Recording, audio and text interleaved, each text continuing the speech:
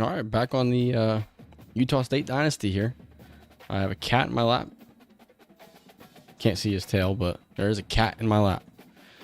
3-0 to start the 2032 season. We kicked things off with a 48-24 victory over Air Force, then a 31-3 victory over Virginia Tech, and a 44-16 victory over Oregon State. Ideally, we'll get through the next 3 games in this stream. At least we'll try to. So far in the season, Anthony Tobin, 810 yards passing, 7 touchdowns, 3 interceptions. Steve Ellis, 323 yards rushing and 4 touchdowns. And Tyquan Garrett leads us in receiving yards. Defensively, 5 sacks for true freshman Zach Myers already this season. Dalvin Kugabila with 3, and John Fowler and Lyle Ivy both with 2. So we're going to get right into the action here. I'm not going to spend time on recruiting or anything like that. Obviously, I probably should just recruit just in case I, plan to ever come back to the series. But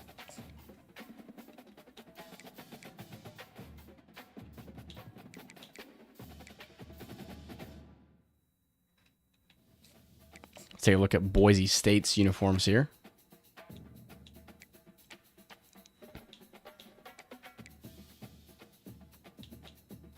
Trying to find one that I've never really used for them. I feel like I've used pretty much all of them.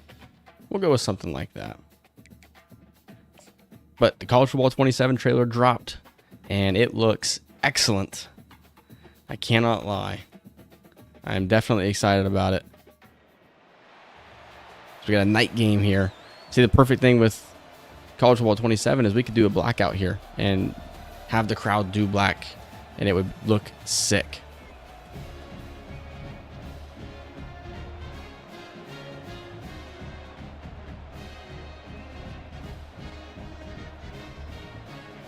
Definitely got to clean up the turnovers. I've kind of struggled with interceptions here. Haven't really played the game all that much. Obviously, it's from 2024. So, did play a lot of College Football 26, but not as much as College Football 25 for sure. As this one will be a touchback to begin the game. As Anthony Tobin and Steve Ellis take the field. Steve Ellis, an 89 overall, 91 speed, averaging over 100 yards a game early this season.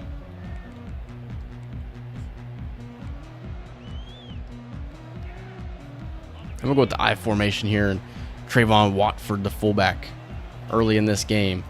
As we follow Watford, and Steve Ellis picks up 7 yards. That right there is the bread and butter of this offense.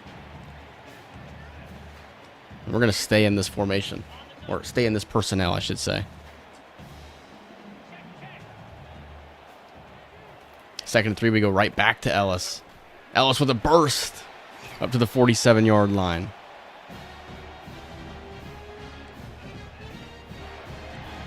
We'll stick in the I form here. I like to do this occasionally. Just stick in one personnel set.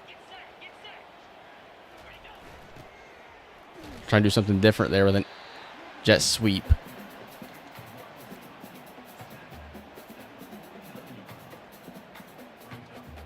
I'd love to get a Heisman. I don't think we've gotten a Heisman in this entire series. So I do think that'd be one of my goals here in this final season. I think Steve Ellis would be the perfect guy to get it done with as well.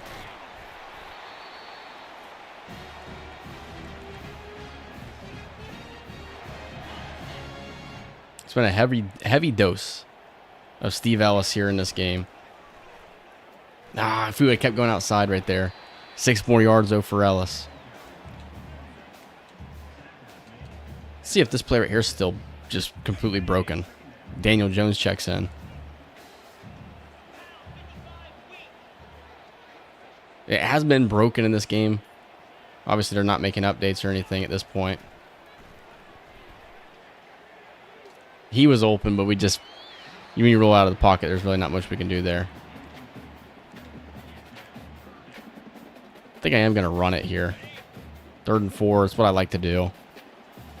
DeMarco Pitts picks up a star. I don't know if he had a star in the last stream. Oh, Steve Ellis up the middle. To the 14-yard line. 50 yards rushing here early.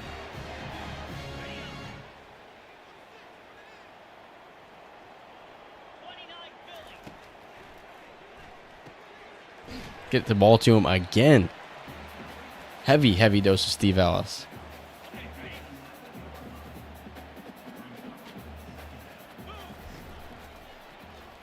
Tried to get it to him again on the outside there. 3rd and 7 now. I wouldn't necessarily say we're trying to force it to him, but I think that Boise State maybe just getting the hang of it now. And that should have been interception number 4. I thought it was a zone defense. I thought that linebacker would just let us pass right in front of his face. We'll take a 3-0 lead.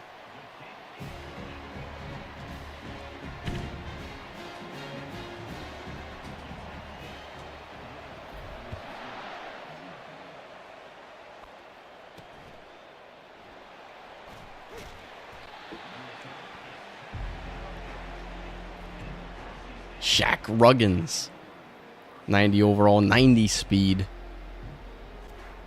Might have a higher overall than Tyquan Garrett, but definitely does not have the speed. So here's Zach Myers. 5 sacks, leads the team. As they're going to begin with a big run. Boise State all the way to the 44. Kansas isn't a bad choice. My choice is Stanford. That is my choice for college football 27. Not doing too bad. How are you doing? Here's Zach Myers. Sack number 6 on the season. I am feeling sore, though. I did a hiking challenge in my area, and it was a 30-mile challenge that I did not complete, but I did 25.5 miles. So I'm feeling pretty sore, to say the least. Yeah, Kansas is an excellent choice, though. I think that those group of 5 schools, or group of 4 schools, I should say, those schools that are at the bottom, like the Purdue's, oh, I thought it was going to be a first down, the Kansases, Stanford's, those teams are the best teams to play with, I think. And with them implementing NIL, it's going to be a ton of fun to try and compete with the best teams in those conferences with not as much to work with.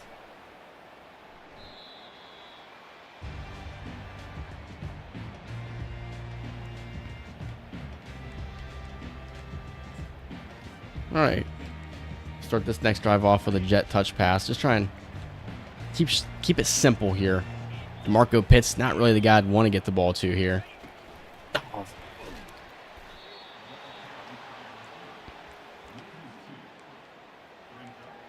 Kind of a weird start to the game, kind of force-feeding Steve Ellis the ball. And Anthony Tobin not really throwing the ball a whole lot here early in this game. Get out of the pocket with them. Try and get that to Truen. It's been a struggle early.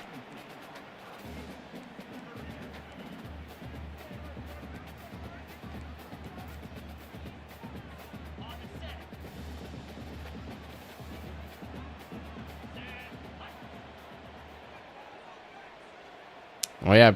Big Aggies fan now. And we're going deep. That right there, Tyquan Garrett comes down with the catch to the 31-yard line. Yeah, this right here is the greatest series on YouTube right here. And I can only hope that, maybe I can do something similar with Stanford and then college football 27. Although the style is going to be different, this will, kind of the formula that I'm doing with Utah State right now is how I'm going to be doing our Stanford series. It's going to be live stream episodes. So it's not going to be as traditional, which definitely will hurt viewership, but it's just the only way that I can get it done. So that's the way we're going to record the content. Great start to the game for Steve Ellis.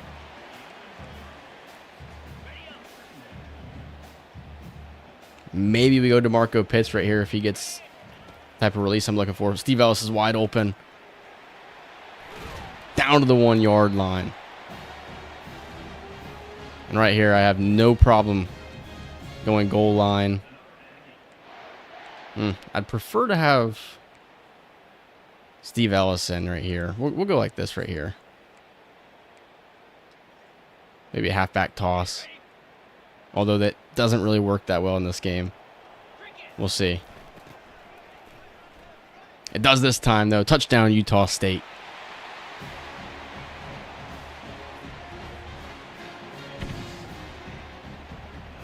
Six attempts, 56 yards, and a touchdown. And he's also got 3 receptions.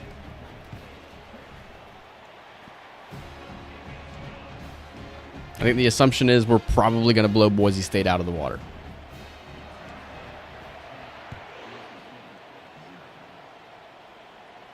Oh, yeah, it's going to be fire. I think that it was pretty convenient because we found out that Utah State was going to be going to the Pac-12 around when this game came out and this series started. So it was like the move to the Pac-12 was an obvious decision.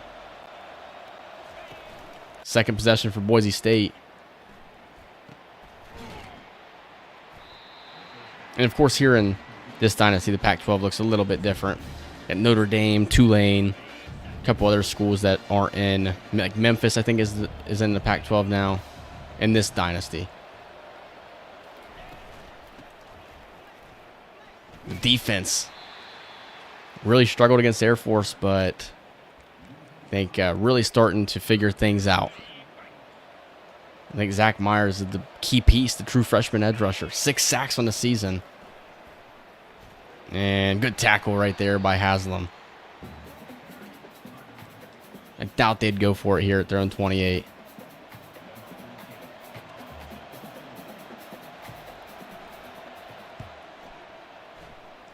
There's true freshman Benji Skura.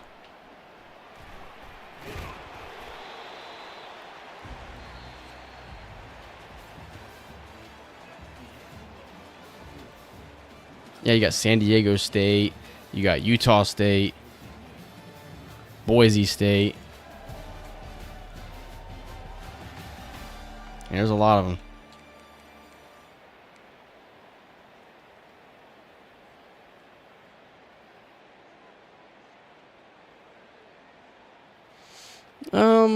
You know, when this series, when I was doing a lot of, like, when I was doing, like, the traditional, like, episodes and stuff like that and not streaming, I typically just do one.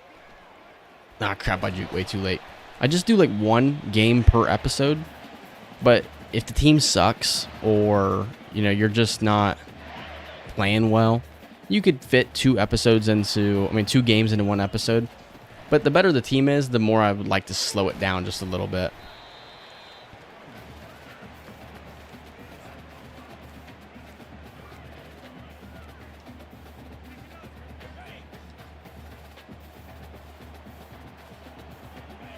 Third down and 1 here. We're going to run with Tobin. I was hoping Steve Ellis would pick that block up a little bit earlier.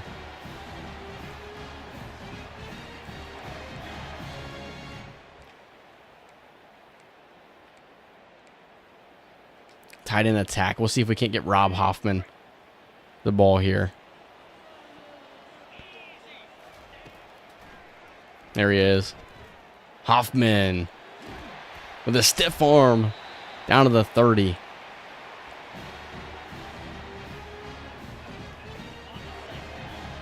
Yeah, well, I forgot about Oregon State and Washington State. Fresno State, yeah.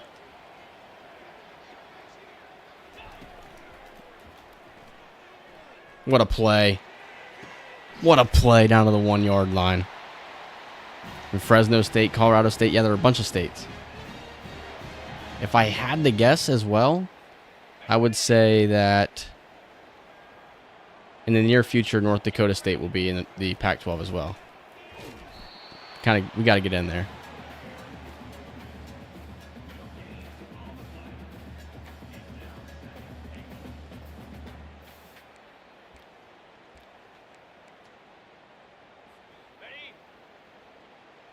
Kind of want to get Anthony Tobin a passing touchdown if I can here.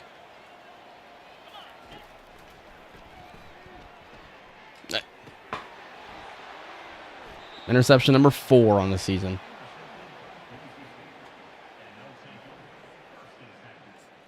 You know, just doing a little too much. Oh, crap. Big time sack for B.J. Garrison. The custom adjustments are going to make this game so fun as well next year, or here in a month, I should say. 6-0, Oregon versus Oregon State. What a defensive battle that was. And that'll bring up a 3rd and 12. This is where we go to the dime.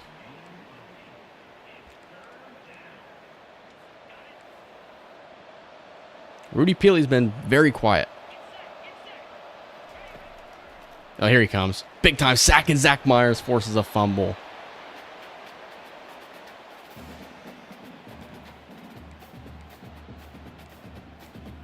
Try to send the house to try and block this here.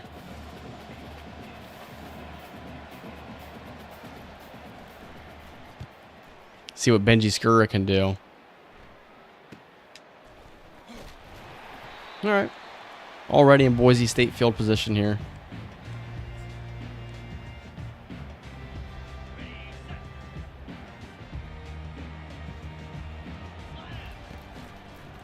Here's Anthony Tobin. Cuts up field. Tobin picks up 8. Been a little too interception prone here. 4 picks through the first 4 games, or I should say 3.5 games. I think Madden Dynasty looks, Madden franchise, I should say, looks really solid. Try for the deep shot there. But they've also added stuff that I thought they should have added a long time ago. Like the holdouts and stuff like that. So the fact that they're just now adding that is a little bit, frustrating, because they're just going to play it off as if it's some new feature that they've just added. Oh my gosh, he came down with that too.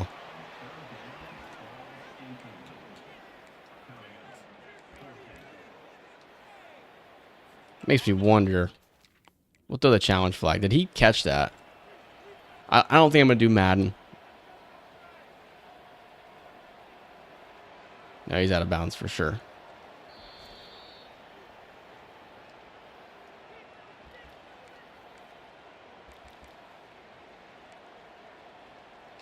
Yeah, but I don't think I'm going to do Madden.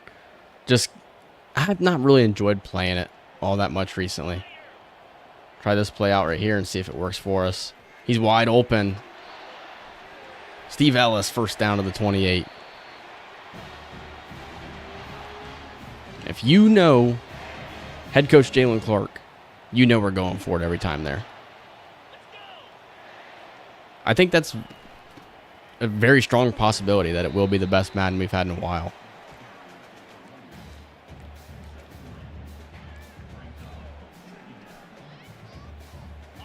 I actually played a lot of Madden 26. Even though I wasn't making content on it, I did still make... Oh, crap. Probably should have been a fumble. I still did record... not record. I still did play a lot of Madden this past year. It was franchise mode, but it was like the play the moment style. And I had fun with it. First down.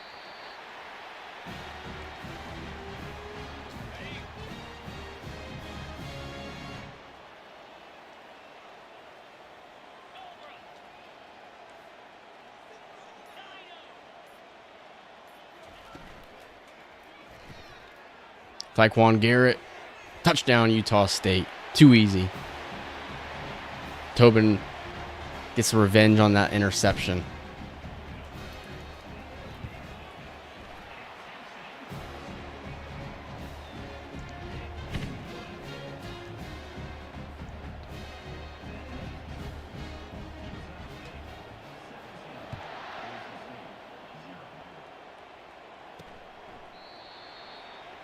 Yeah, and I hope these teams joining the Pac-12 helps them out without, maybe they don't lose as many people in the transfer portal, because, think about a team like North Texas and the playmakers that they had, and then you just know that at the end of the season they're going to lose all of those players. I hope that's the case, and I hope that's the case in like offline franchise as well, because it's annoying when like certain teams' playbooks produce better results and it doesn't come down to what the team's overall is or what players they have. You give a team Chiefs playbook, and it's like impossible to stop them. Or they'd lead every category in stats, and their quarterback could be Jacoby Brissett. 2nd and 9. Another sack for Peely. He's OP.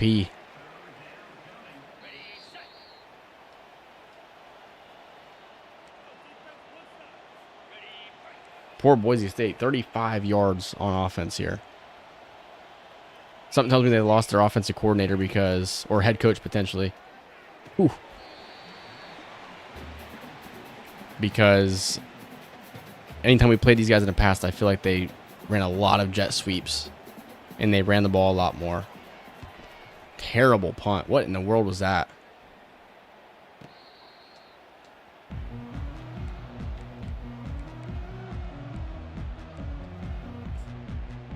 Because of the terrible punt, we can pretty much do anything we want here on offense. Try to get the ball to Zach Truin here, maybe. Oh, if that's a better pass.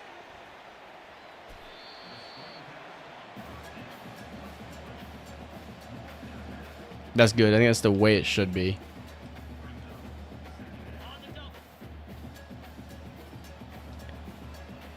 Yeah, like, and then like things like player holdouts and stuff, like that's a big deal, and that's something that makes the franchise more immersive.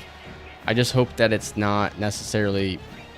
I just hope that it's not like scenario based and trigger based and stuff like that. Like, cause in the last Madden, people would, you know, ask for players would ask for a trade, but it was based off of like them wanting more playing time, and if you said, "Oh, I don't know, I can't guarantee it," then they would ask for a trade over time. Oh, that's too easy. What are they doing? What are they doing? Yeah, maybe Tyquan Garrett could win the Heisman. 3 for... Well, where's that corner at? Okay, that's good then, because that was the worst stuff about the game. They were just repetitive and they were cheesy. Yeah, this guy screwed up his coverage big time. He's supposed to be in a deep third, and he's following DeMarco Pitts across the middle of the field.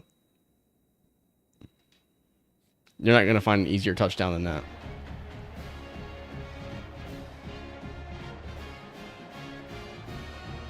I would like to kick the PAT, please. I guess we'll call a timeout. So it's not that, I mean, I prefer 25 to 26, to be honest with you. But it's not that I don't like 26. The reason I'm playing this is because this franchise, this Dynasty save just kind of means more to me. And I've always wanted to kind of do another season of Utah State, but I felt like, it was pointless to do so. But I've got the itch to start making content again. And so that's why I came back to this Dynasty. I have a Michigan Dynasty on College Football 26 that maybe I'll go back to that at some point. But yeah, this game was so much fun for me, and I loved making videos.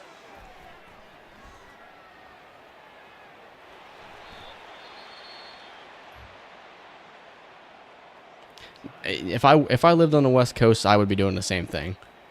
100%.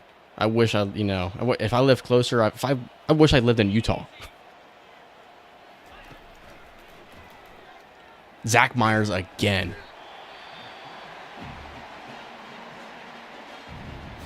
Yeah, I think that makes it more interesting.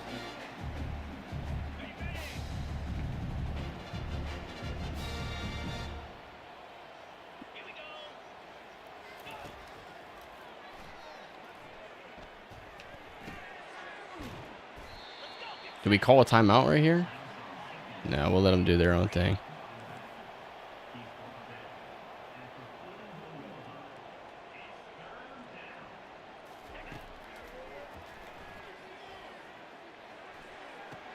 First down for Boise State. I think that'd be a really fun game to go to as well.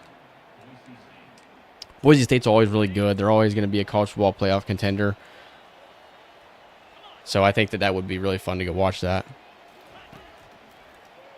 Big time sack. Rudy Peely again. That's 6 sacks for this defense.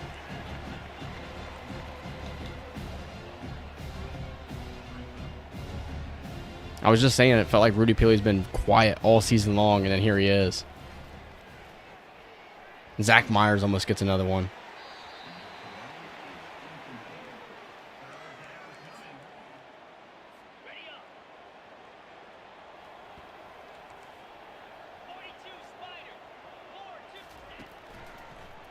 Third and 14.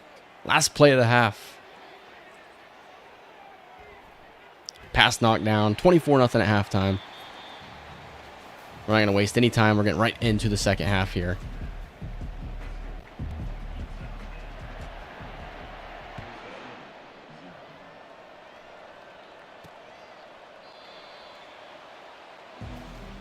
With the way the team looks right now, this looks like the best version of Utah State we've ever seen. I wouldn't have thought that with the way we started the season against Air Force, but there's Cameron Sierra out there on the field, true freshman linebacker. Somebody I'm really excited about. I actually like to get him out on the edge and see what he could do.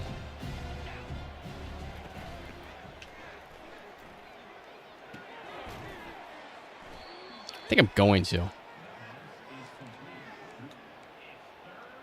Let's get Rudy Peely off the field. Just want to see what Cameron Sierra can do out there off the edge. Probably doesn't have the size for it.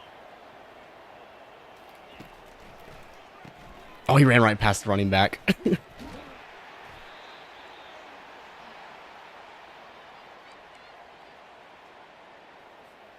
I'm actually curious. How big is he?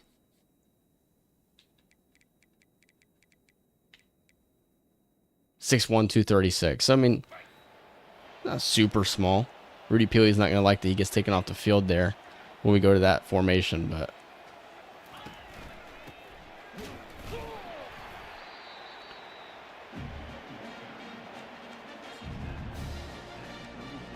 let's go with a free safety blitz here.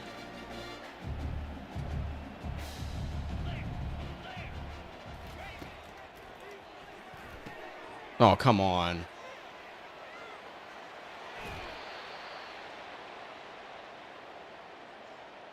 That would be interesting. I'm actually unfamiliar with the flex. What does that all entail? Just based off of like TV deals or something?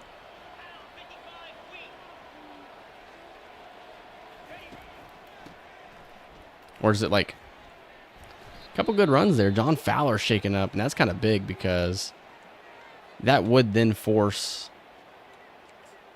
Let's get Don McClain out there. Cameron Sierra to play a little bit more. Right now it's Lyle Ivy that they have out there.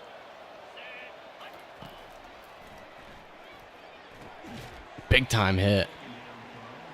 Max Wolfert.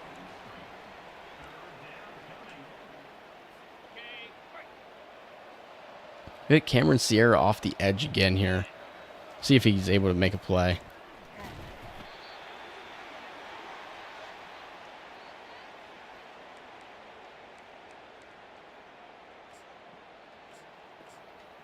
First big drive of the game here for Boise State.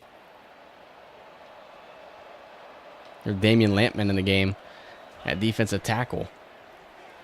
Zach Myers again. 3 sacks for the true freshman.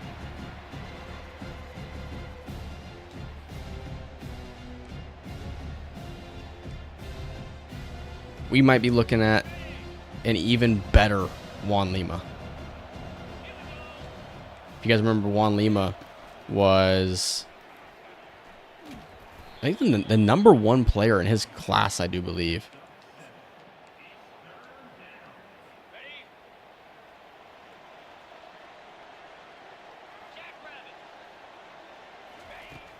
Bringing pressure. What is he doing?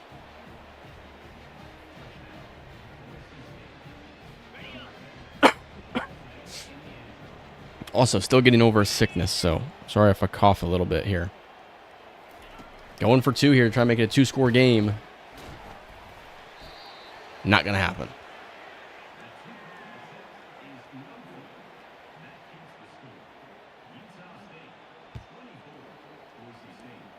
There's Jaquise Tiffin, a player that doesn't really get a lot of playing time.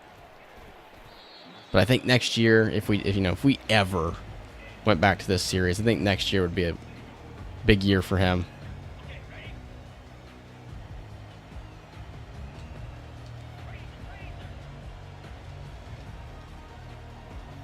Could be a big run here for Steve Ellis. I mean, 7 yards is a really good run.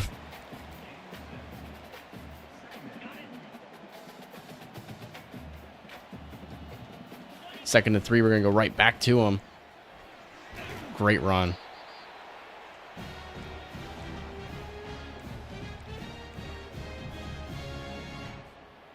Do something like this right here. This kind of seems like Tyquan Garrett touchdown territory.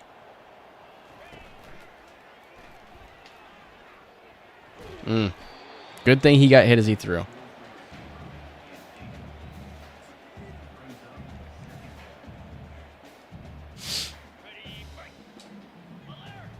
Flip the run here.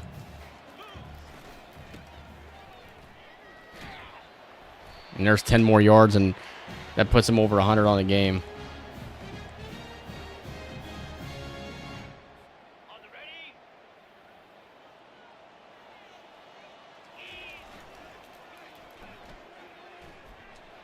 Play action. There's Tyquan Garrett.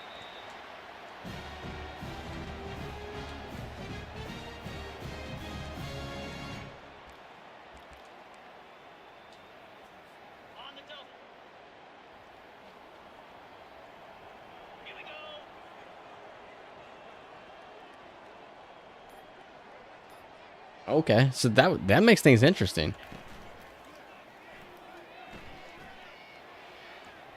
Oh my gosh, what a pass. Anthony Tobin is sick. What a pass.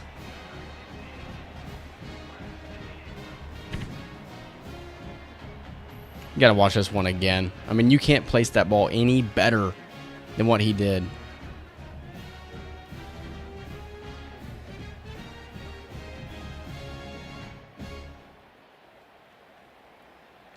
DeMarco Pitts is our slot receiver. Doesn't really get a ton of looks because Tyquan Garrett is a dog and Zach Truin is another dog. What a game for this offense. Aside from the one mistake, we've not really made any.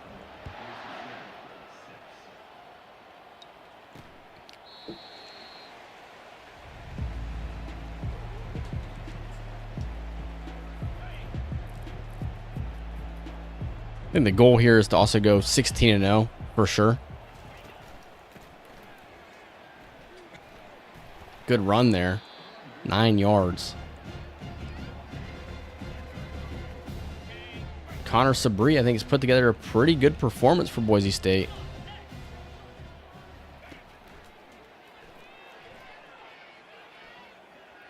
Ooh, good scramble.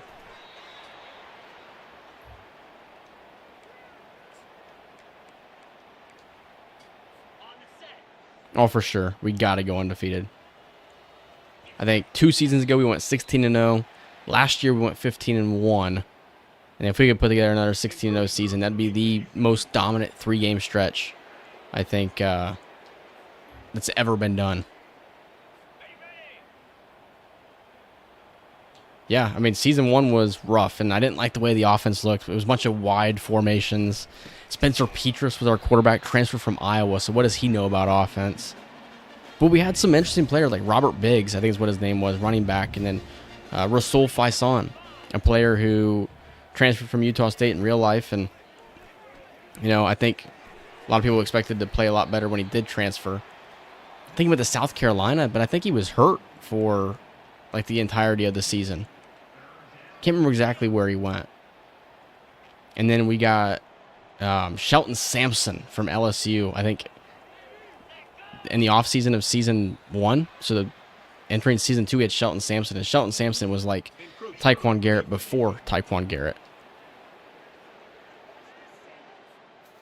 Had a lot of fun. Me, myself, personally, I could go back and watch the entirety of the series and would have a lot of fun doing it. And that's why I record these. To be completely honest with you, that's why I do that. It's because I'd love to come back and watch this because, yeah, it was terrible. And then I think I just decided that I wanted to create a Michigan-esque offense. I'm a Michigan fan in real life. I decided that, hey, that's the kind of offense I want to create here. And so that's what I did. And yeah, once we got going, we were pretty good.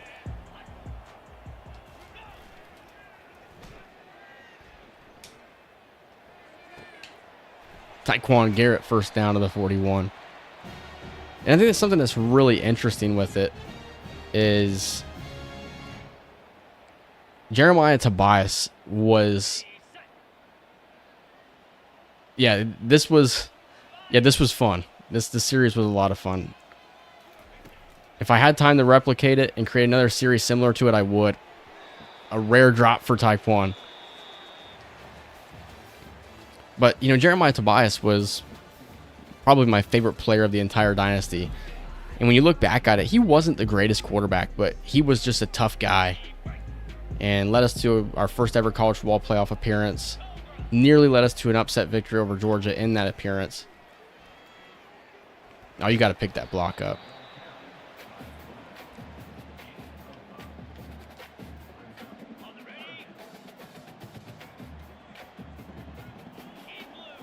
Who was the true freshman receiver year 2?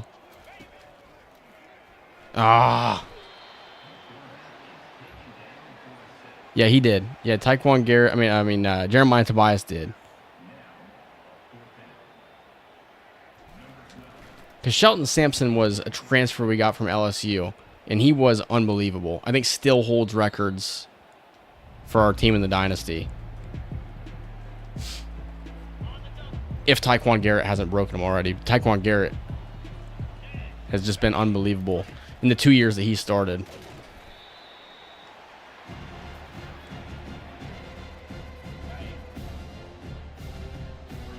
Running back was a position that kind of took us a while to figure out, though. And we've never really had an elite guy at that position.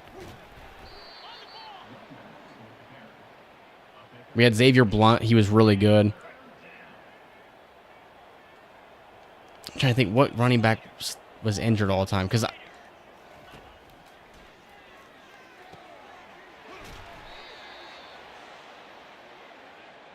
there's so many players I don't remember. And that's the thing that makes me want to look back at it. Remember Xavier Blunt at running back was really good for us. I feel like it took us a while before we finally got a 1,000-yard rusher. Johnny Santee, of course, was a player that I really enjoyed. Adrian Hauser, I think is what his name was a running back we had. He was more of like a receiving guy. Yeah, that was Johnny Santee. Yeah, Johnny Santee was like a 2-star or 3-star recruit who was like super low overall. But he played well. Like his overall was low, but he played well. It's like he didn't play to his overall level.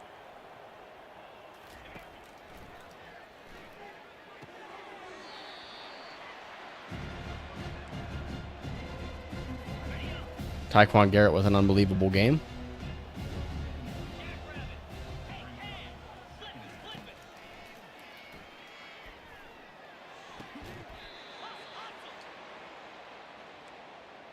I'm trying to think who our running back was. Deshaun Lemon was a guy I think we had is what his name was. He was really good for us. I can always go back and look at like end of season stats, and maybe that's what I would do one day if I was ever super bored, is create like a dynasty tracker of Utah State. And then that way I could look back and see what the stats looked like at the end of every season. At least it was with like the top guys.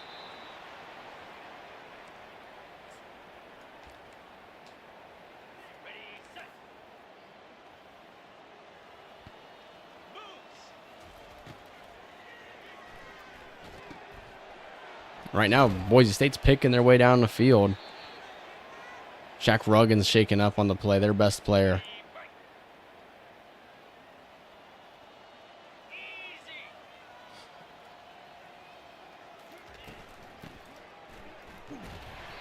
BJ Garrison, what a beast.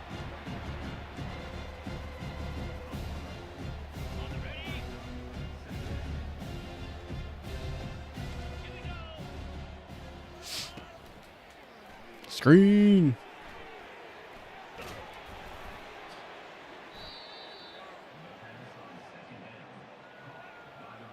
Yeah, Andre Selden. Yeah. Because he had originally played for Michigan, then transferred to New Mexico State, and then transferred to Utah State.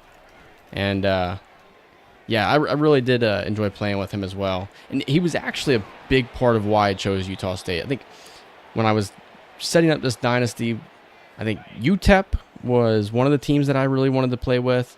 And other than UTEP, it was like Utah State. And I think I was leaning very heavily towards UTEP. But with Andre Selden, he was definitely the choice. The fact that I'd be able to play with him was a pretty big reason why I chose them. And Boise State is going to score their second touchdown of the game.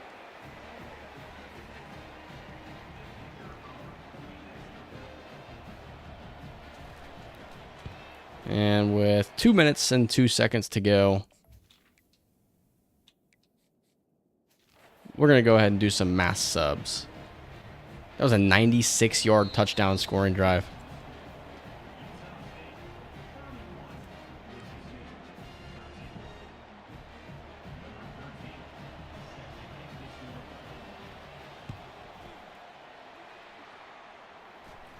Who is Grubb? Lorenzo Grubb, I think is what his name is. I can't believe I remember stuff like that.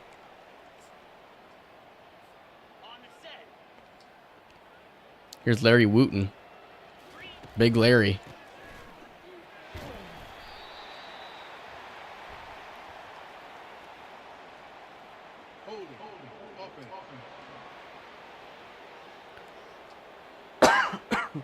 Under 2 minutes to go. We're just trying to get out of here at this point in the game.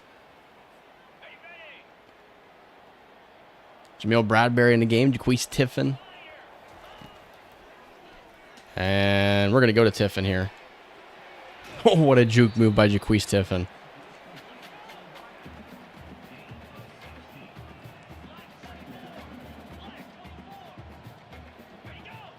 Oh, he's got to be offsides there. Oh, no. If he would have came down with that, he would have been starting the next game.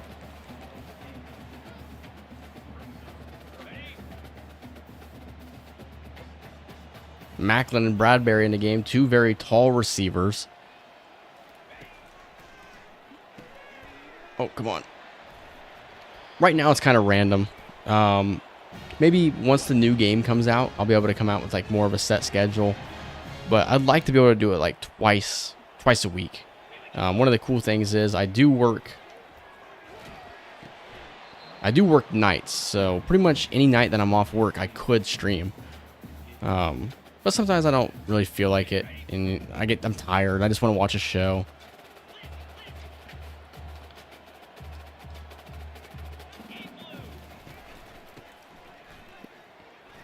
Ooh, big hit.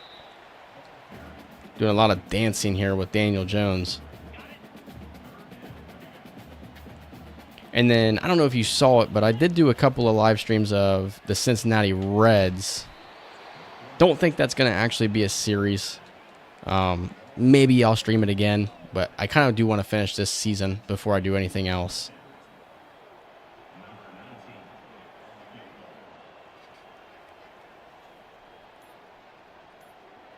So I work...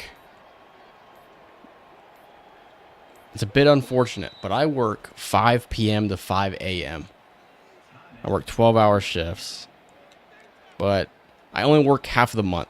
So I work 15 days out of the month. It's a weird schedule. It's called Alaskan Eights. Villalobos kick, no good.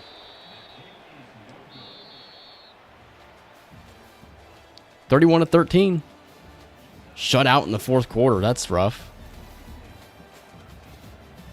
425 yards of offense. Kind of slowed down a little bit there. threw for 315. Had the one interception. Tobin wasn't bad. You know, if he didn't have that pick, it would have been a lot better. 102 yards rushing, the touchdown. And then Tyquan Garrett was the star. Ooh, Zach Truin only one catch. Yeah, so I'm not sure I'm going to really do the Reds franchise. I mean, I really just was getting the itch to play MLB The Show, but yeah, so it's not a bad gig. I'm in the military, so that kind of explains it. Because you're probably sitting there thinking, like, what jobs are out there where somebody works 15 days out of the month, but works 5 p.m. to 5 a.m.?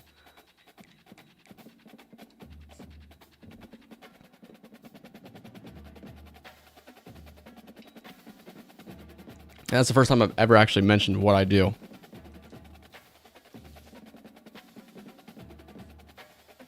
Zach Myers, Pac-12 Defensive Player of the Week. I'd imagine he's going to be the National Player of the Week. He is. Air Force. I'm in the Air Force. We'll look at recruiting, just in case I ever do another season after this. Just kind of want to get a look at where we're at. Gosh, we have so many hours. It's ridiculous. Yeah, no problem, man.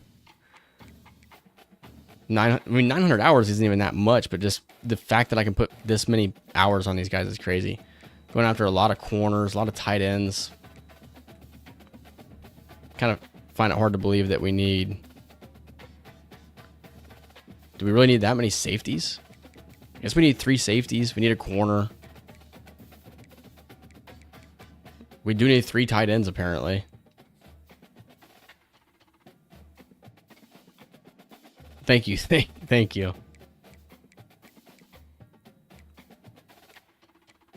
I don't think we need this many. Do we have a quarterback on the board? Shamir Cleveland. We have a couple of running backs we're going after. We have a receiver. I guess we do have 3 tight ends at the board. 2 tackles. 2 guards. No center. Matt Watford is a guy we're going after. That said we needed defensive tackles. Nope, apparently not.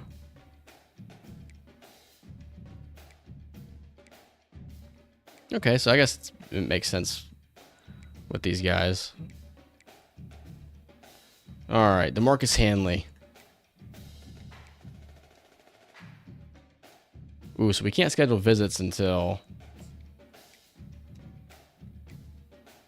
We're about to hopefully wrap this battle up and get Frank Kalambai. So we'll figure that out. We'll get in the game against Arizona State next here.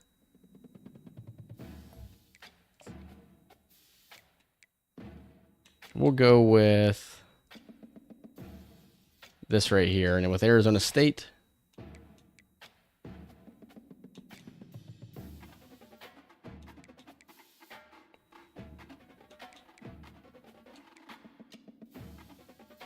I love this. These uniforms right here are my favorite Arizona State uniforms.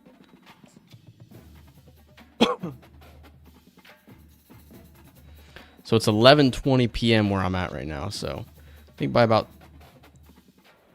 1:20, I'll probably be done with the stream. It took me 48 minutes approximately to finish that game right there. So actually a little quicker than I expected. And we'll get the ball first. Feels like we get the ball first every time. What a beautiful stadium. Benji Skura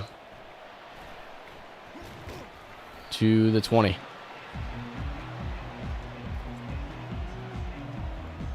So far in the season, Tyquan Garrett, 18 catches, 474 yards, and 5 touchdowns.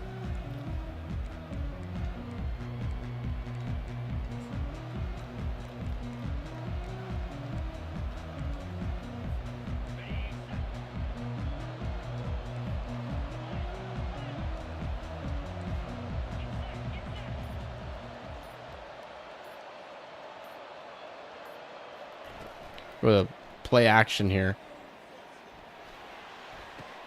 Zach Truin on the first play of the game to the 38-yard line. makes me wonder, did we have Tyquan Garrett deep there? No, we didn't. But we definitely had Tyquan Garrett.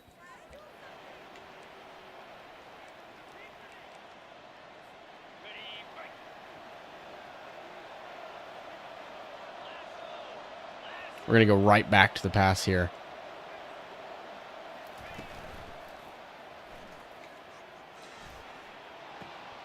Ooh, DeMarco Pitts. That's a tight window.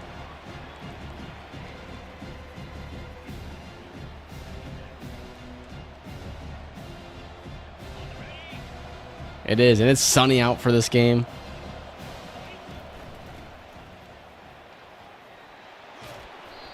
Steve Ellis with a good run, 12 yards. We'll go right back to him here. Inside zone. That's the bread and butter of the Jalen Clark offense. Good run there by Ellis. The ability to fall forward.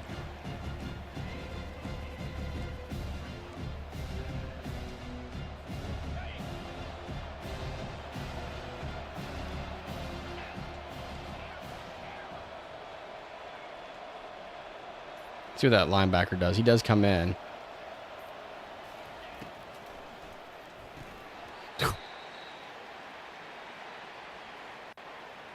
Should have been a pick.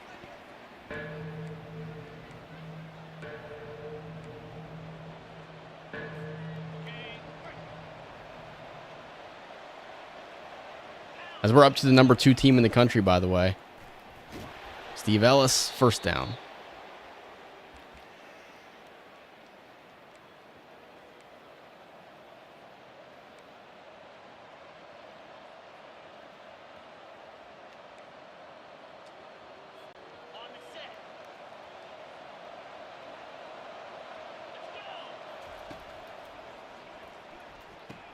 Touchdown, Tyquan Garrett.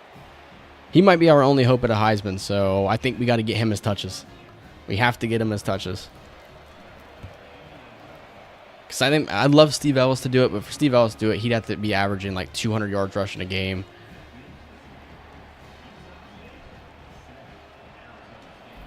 I just feel like it's impossible for running backs to win the Heisman.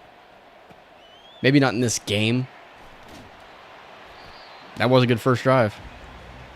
First play of the game was, I think, unexpected to do a, play action deep shot to Zach Truin, player who last game had 1 catch, so.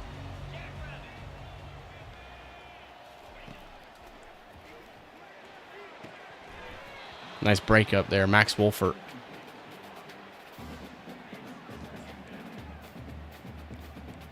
I don't think a lot of people would like this color combo that Arizona State has. Maybe they would. Maybe I'm just talking crap. But the yellow that they have is the yellow helmet is one of my favorite looks in football. Like, I hate the Packers, but the Green Bay Packers yellow helmet is just beautiful in my opinion. The Pittsburgh Steelers, which is my team in the NFL, their old throwbacks that they wore in like 2000 and, I want to say 6 to 9 maybe. Maybe it was a little bit later than that, actually. Those yellow helmets were beautiful. Even the yellow helmets they wore this past season were really nice. I just didn't like the matte finish. I like the gloss finish a lot more. The old Washington Commanders, where they were the Redskins at the time, their yellow helmets that they had with the red R, like those helmets weren't the best, but that yellow just looks nice in my opinion. And I think that's where the hot take comes into play. Good pass.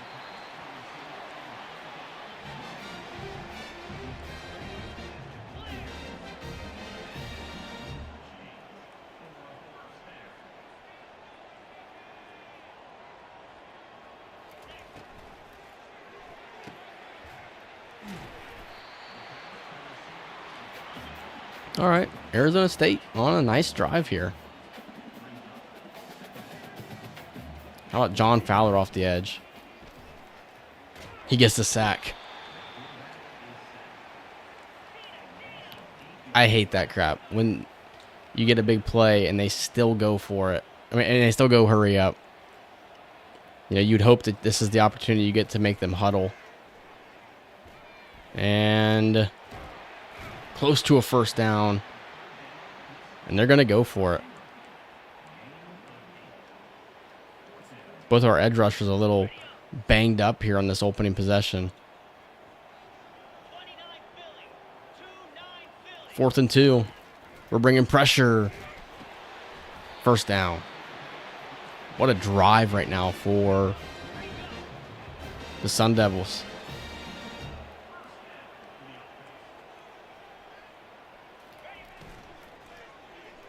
Yeah, they do. Yeah. And I think when Pitt went from their like dark blue and gold color scheme that they have to what they have now, which is like more of their throwback look, it looks so much better, especially with the way their blue pops off of that yellow helmet. Just looks so nice in my opinion. And I think some people would strongly disagree with me. I think some people would probably think the yellow is just not good. For me, I love it. Arizona State, what a drive.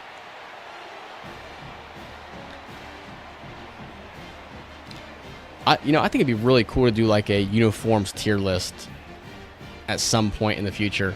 Like make a video where I talk about uniforms, because I've always been kind of a nerd when it comes to uniforms, and it's like one of my favorite things. And it's one of the biggest reasons that I've never done a team builder dynasty. No, they're not playing. They came to win. Pull off the upset and storm the field. But it's because if I do a team builder, like I want my team's uniforms to look sharp. And if they don't look good, I'll never debut them.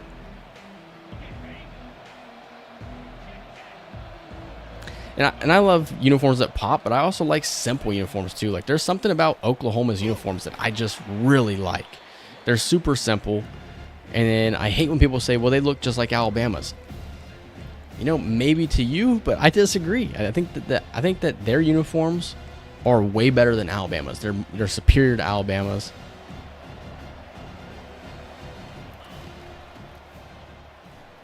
Good run there by Ellis. 3rd and inches.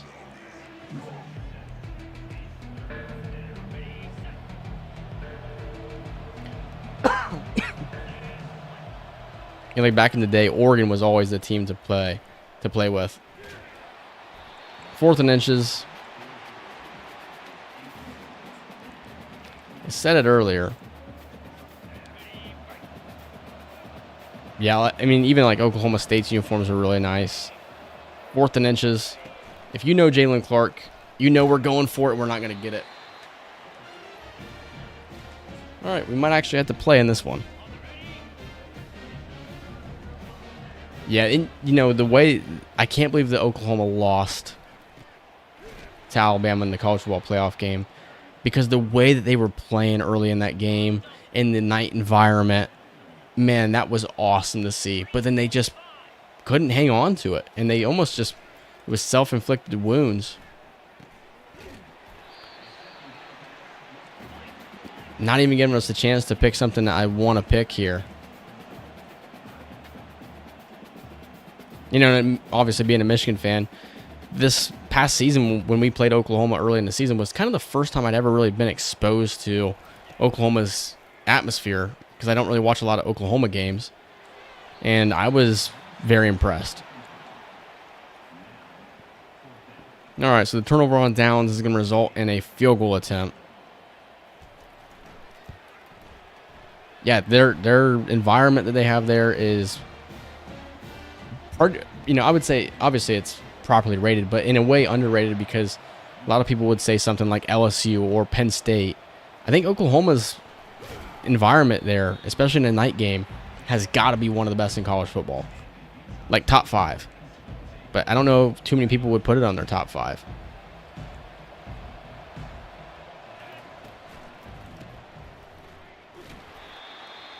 Trying to just get a little too cute here with the run game.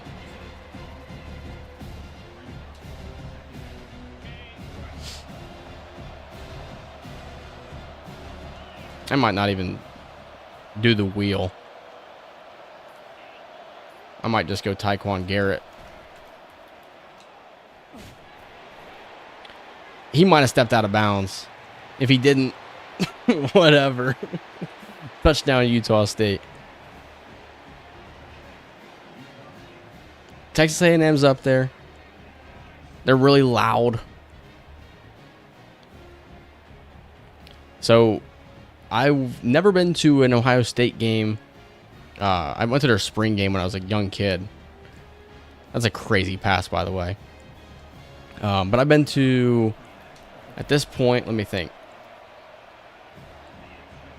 So I watched them play Minnesota in 2017. I watched them play UConn. I watched them play Central Michigan. I feel like there was a third game that I went to. Northwestern. So yeah, so I watched them play Northwestern in 2024. I watched them play Central Michigan last year. UConn in 2024, I do believe. 2023. I can't remember. But I've been to 4 Michigan games, and it's not the loudest stadium, but it is packed. It is super packed. It's the way that the stadium's built that makes it not so loud. But no doubt about it, it is one of the coolest stadiums in college football. The whole atmosphere there leading up to the stadium, it's pretty cool. Zach Myers picks up another sack.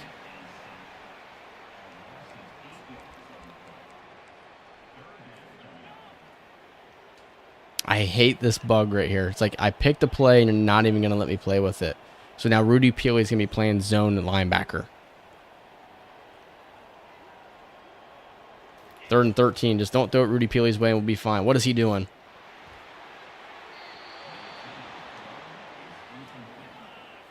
All right, so Arizona State wasn't playing for a while, and now it kind of feels like we've taken over again.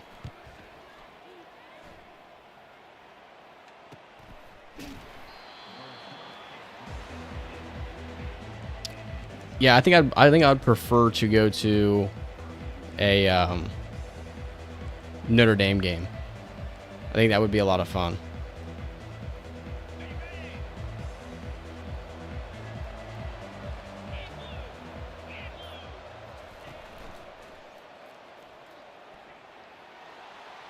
What a pass to Steve Ellis. The thing is like, Michigan and Notre Dame aren't playing each other enough. When I start to not really hate Notre Dame, I should not like Notre Dame at all, but I don't hate them. Michigan needs to play them a little more.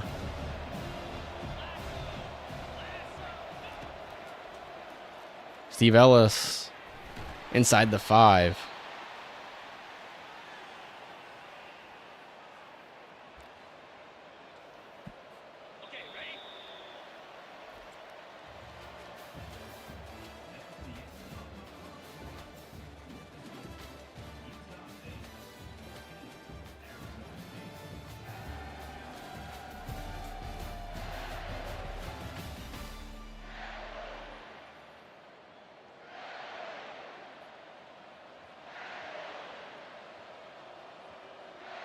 Yeah, I hate Texas.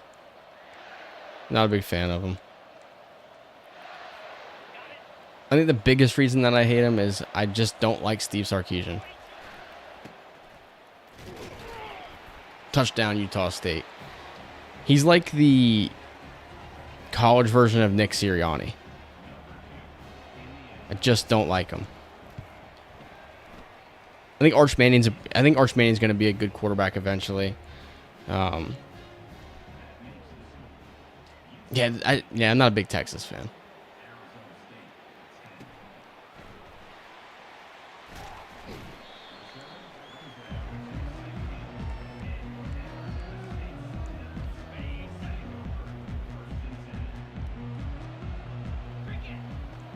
They really are the team that's kind of lived off of one player, and it's been over 20 years since that one player played there, but it's still their whole personality. And it's just, you just kind of get sick of it a little bit.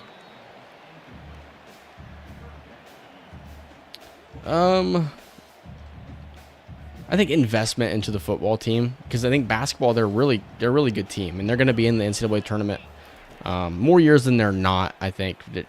As far as, obviously now they're in the Pac-12, but as far as, when they were playing in the Mountain West, like, they were always one of the top teams in the Mountain West. They were going to be there more times than not. I think if they can put some investment into the football team, I think they could be a competitor in the Pac-12. I'd say that like those teams out west that are a little bit smaller, they have a lot more going for them than the like teams where I'm from that are smaller, like Akron and Bowling Green and Kent State, Ohio University. Like those teams, because it's Ohio, like it's not a place that recruits want to really go. A place like Logan, Utah is just beautiful, and if you can recruit out of that area, that Mountain West area, or the what a pass. If you can recruit out of that Colorado, Utah, New Mexico, Arizona area extremely well and get the homegrown talent there, invest in the team, I think you could really build a pretty good program there. I don't know where my notebook is at, but I actually had wrote down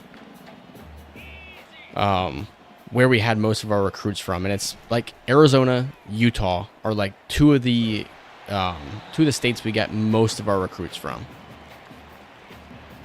And I think that when I start the Stanford Dynasty in College Football 27, where I want to recruit out of is California, Utah, Arizona, New Mexico, Colorado.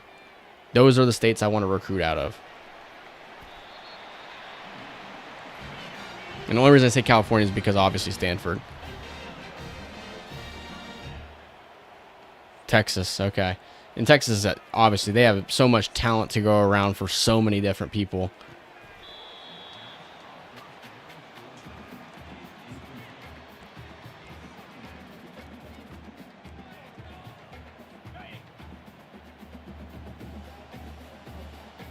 I think somebody said it. I don't remember who it was. It was probably something I saw on Twitter like ages ago.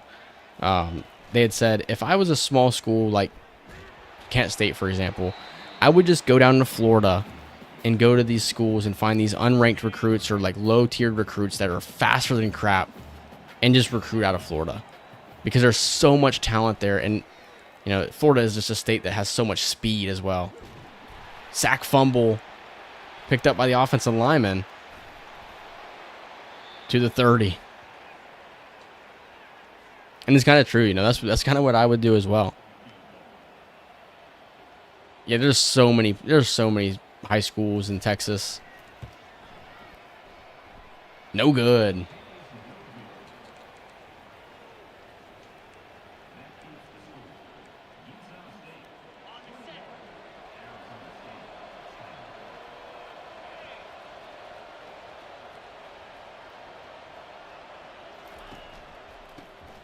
Ooh. Our tight end just got demolished there.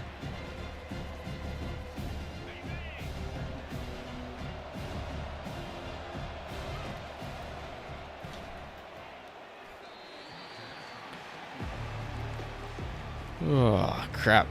Really not a good drive here. Zach Truin on the comeback here. 3rd and 12. Not really the spot to be calling a play action. To Marco Pitts, what a catch. And if I'm remembering correctly, he is one of the best pass catchers we have.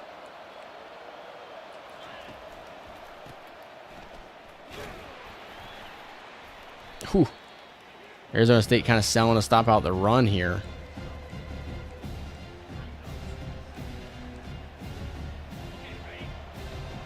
And with him being a little bit banged up here, I think I'm going to go with Daniel Jones.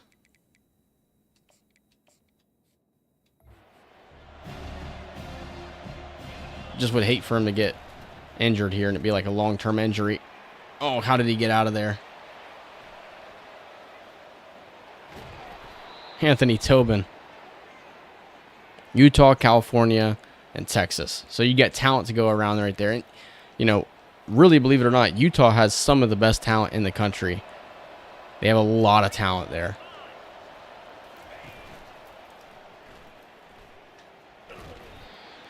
Everybody was holding their blocks there for a split second. And kind of gave up on him here. Steve Ellis still shaking up. wear and tear. Yeah, it's a rib injury he's dealing with right now.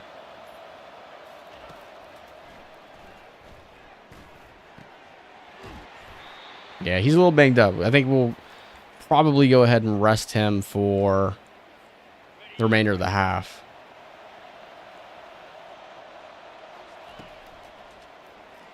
Here's Rob Hoffman up the seam inside the 10-yard line. Let's go with quarterback draw right here and see if it works. This is the goofy stuff where you like fumble the ball. Anthony Tobin does not have any moves in his arsenal.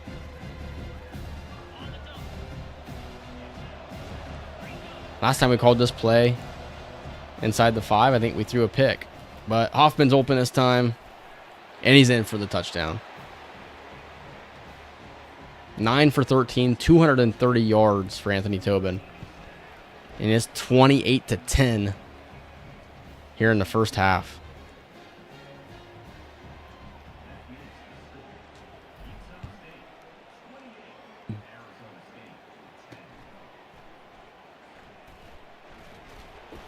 Uh-oh. That would have been bad. I just saw UMass as the number 24 team in the country, when in real life they are the worst team in college football by far. You can say maybe Kent State, but I think it's UMass for sure.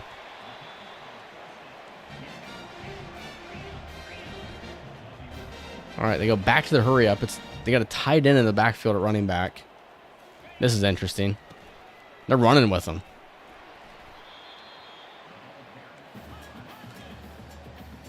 He's going right back to the backfield. Okay, now he splits out. Quads to the right. They throw the screen. BJ Garrison's all over it.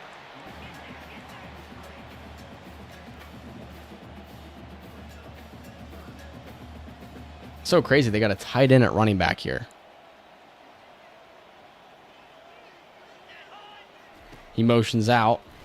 They set up the screen to who I'm guessing is supposed to be the fullback.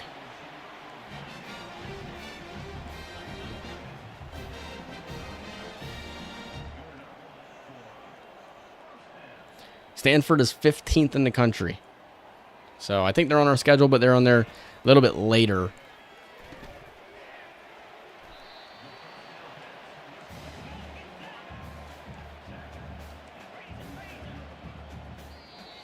Two-minute timeout. I think it came out a really good time, and I didn't even pick my play. 2nd and 2. They're going with the deep ball. Broken up by Max Wolfert. They should know better than to try that.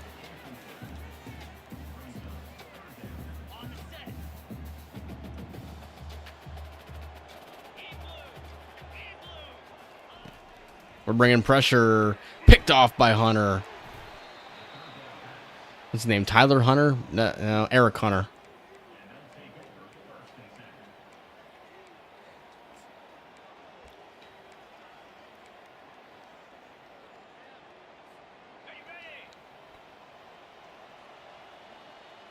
It's going to be an opportunity here for a big-time drive. Wide open. Daniel Jones, first down.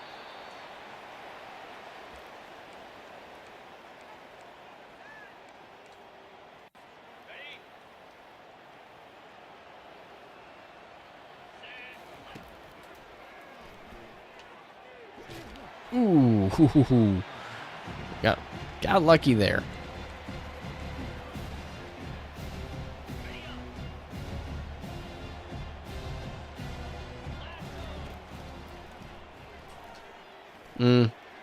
Probably had something. We probably would have had something open there. I kind of got a little bit scared. They're going press coverage on Tyquan Garrett. See what that safety does, but yeah, I mean, you can't go press coverage there.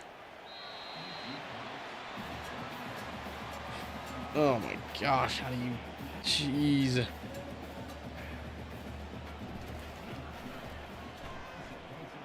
They didn't expect it. First down, Utah State. What a call. We'll call a timeout as well.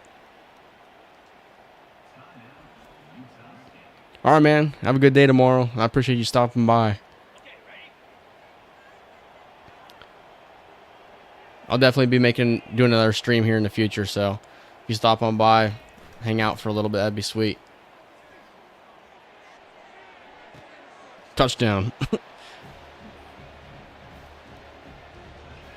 He has 3 catches, 3 touchdowns, 127 yards. Putting up Randy Moss stat lines.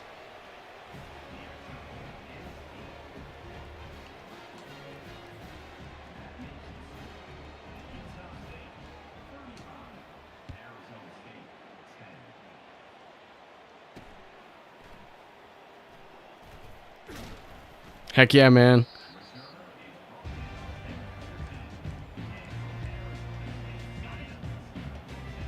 Got to start to run the ball here in the second half, though. Chew the clock. Just get out of this game with no injuries.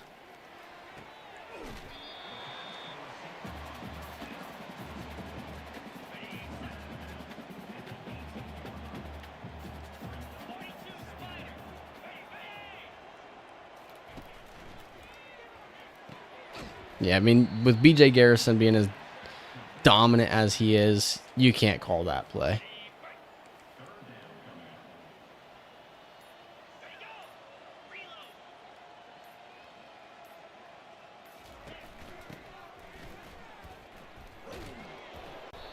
Screw it, we'll call timeout. You never know what could happen here. Great punt return. Have 1 timeout. You can get yourself in the field goal range. Which we could be there just off this punt return alone. 11 seconds. I already know exactly what I want to do. I have a play in mind.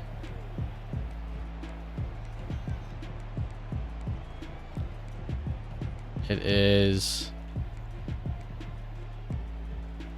here we go. Come on, we got to hurry up. We may not even get the play off.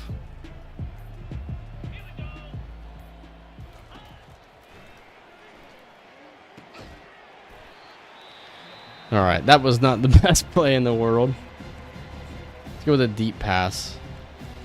Let's go with verticals. I think we just called this play earlier. It probably should have been a pick.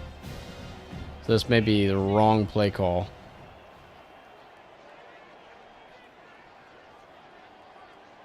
And with 7 seconds left, this has got to go to the end zone or out of bounds.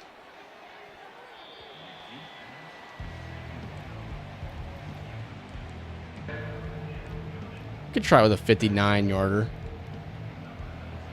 Got to practice for field goals anyway with the college football 27 coming out.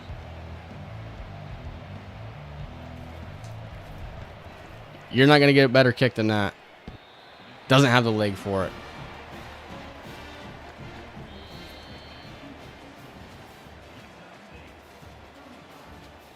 $35-10 at halftime. Get right into the second half here.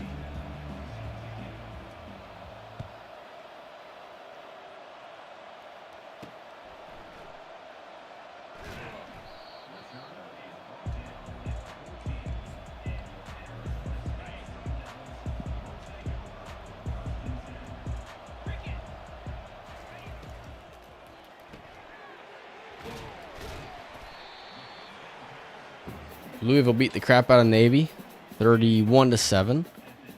We lead this one 35-10 at the moment. I think Arizona State early in the game came to play, but other than the first couple of possessions, it has been all Utah State in this game.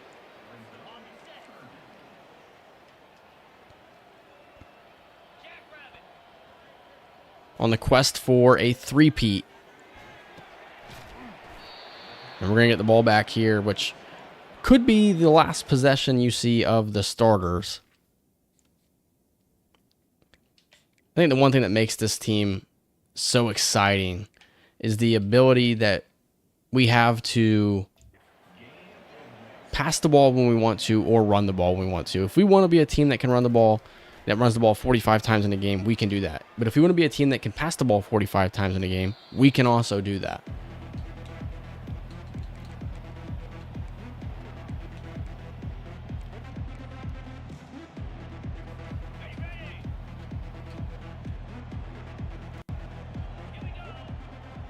All right, Steve Ellis is healthy and ready to go. And Ellis with a crease to the 41-yard line.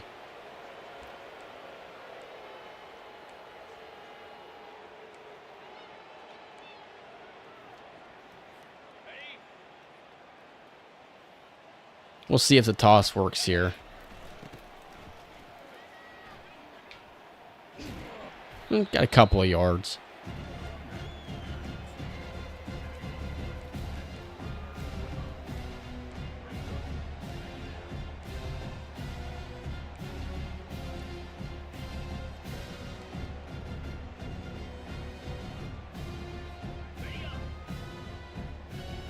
Press coverage out there on Zach Truin. This could be a opportunity. Good thing we threw that behind Rob Hoffman.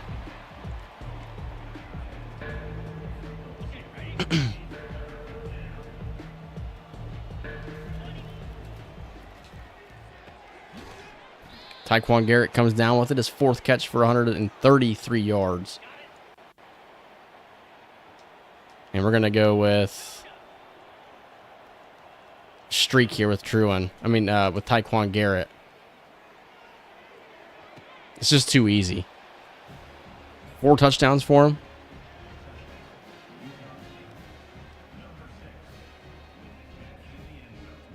And I think we're going to take them both out. I want to see Carl Lobato. Steve Ellis will keep in the game. I want to see Jaquise Tiffin. Big thing with Tyquan Garrett is if he's going to be our Heisman winner, we got to make sure he doesn't get hurt. I'd say at the end of this game, he should be in the race.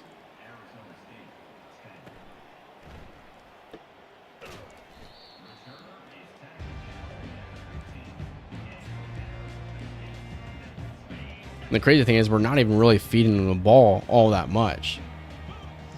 We just have so many playmakers. We can do whatever we want with the ball. Penalty flag.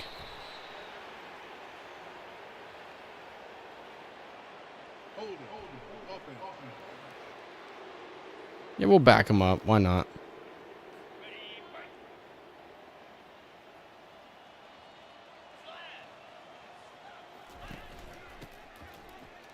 Ooh, B.J. Garrison, one of the rare miscues in his game.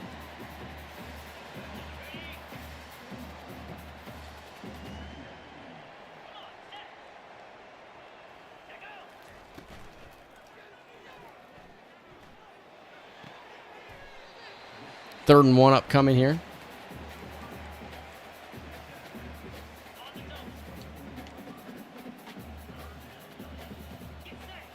On 3rd and 1, do you think they run the ball or pass?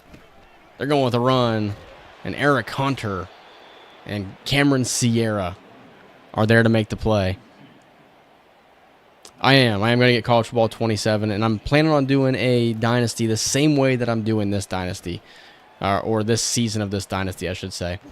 Where it's going to be live stream, and we'll probably do about 2 to 3 games per stream and have some fun with it. I think it's a nice, chill environment, and it's a way for me to also engage with you guys as you guys watch it. If you can't make the stream, you can always just watch the stream afterwards. Or I've even thought about just editing the stream and turning it into a video potentially. Something like that I think could be interesting. I think could be a smart call because it could also boost engagement as well. Mainly, I would just have to see what that looks like. What would that look like? What would that entail? What kind of editing would that take? Because it'd be something I'm not really familiar with.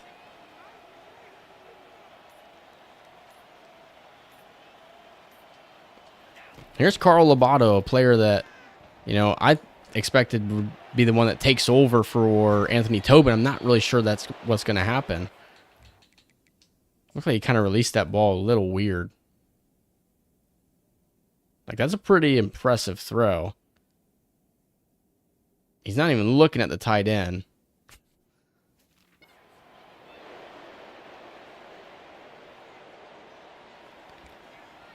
Yeah, I could. It's more so like, one, I need to clear some space on my laptop, but two, I don't know if my laptop can handle me streaming but also recording at the same time. So like if you go to OBS and you hit start streaming, you can also hit start recording at the same time. So what it does is it streams, but then it also makes a video of what you've been streaming. Oh crap, I didn't need a juke there. I don't know if my computer can handle that. And if it can handle it, the next question I would have is, you know, I guess that's what it would be. And then from there, I would just plug it into an editing software and I'd edit it up. Good job by Carl Lobato that time.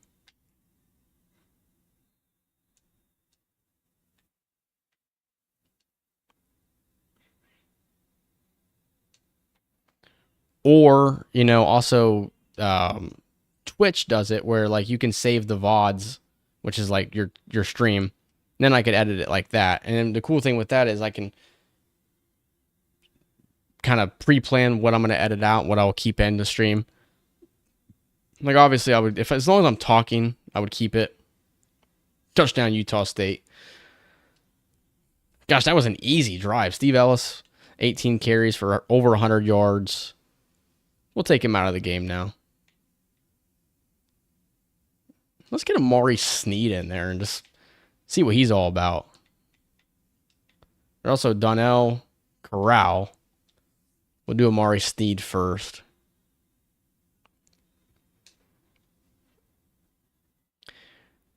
I think what I'll do is like just the next time I do Utah State, I'll see if I'm able to record and stream. Oh, but what I was going to say is, yeah, is if I can do that, the next thing I need to do, if my computer can handle it, is I need to delete so much stuff off this computer, this laptop, because I am literally at almost max capacity of storage. So I'd have to figure that out as well.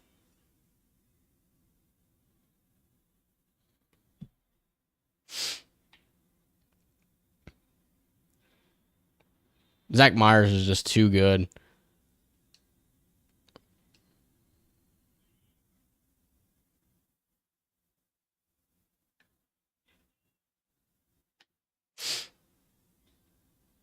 And I think the videos also could be just highlights. So the video format I put out could just be like a 10 or 15 minute video where it's literally just like the biggest plays of the game, not every single game.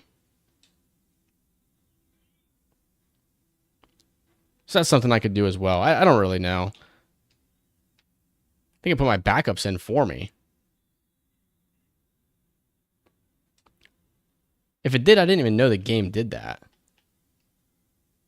Here's Corral. He's that last freshman running back we have. Ooh, I thought Darby was going to hang on to that block a little bit more. So I'm going to edit this because I still want... Maybe let's go Dominic Drugsma. That's fun. I think Drugsma's like the fast quarterback, 88 speed, so kinda. I'd like to see a little bit more Carl Lobato, but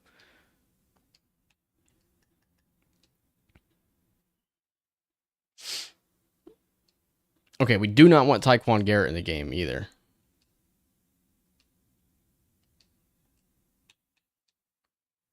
See, I didn't know it did automatic substitutions. That's actually kind of new to me.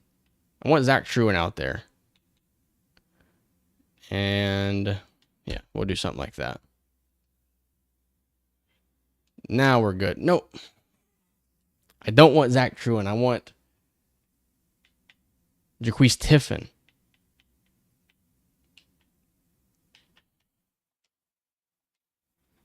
Okay, so Truin's going to be out here for this play. I hope he doesn't get hurt. Okay, he didn't get hurt.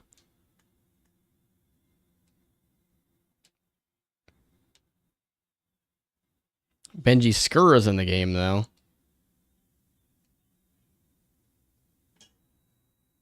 Man, Drugsma gets sacked. Can you tell we're playing with the backups?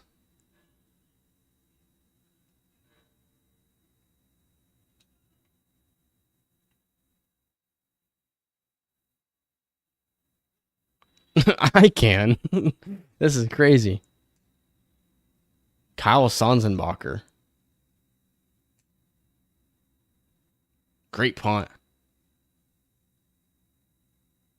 Great punt. That's incredible.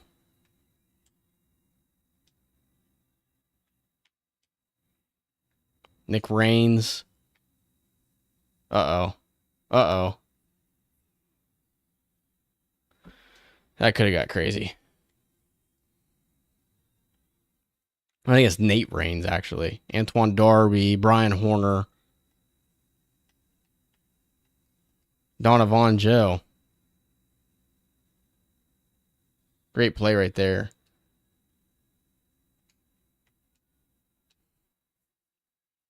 Is that Matt Gage? Yeah.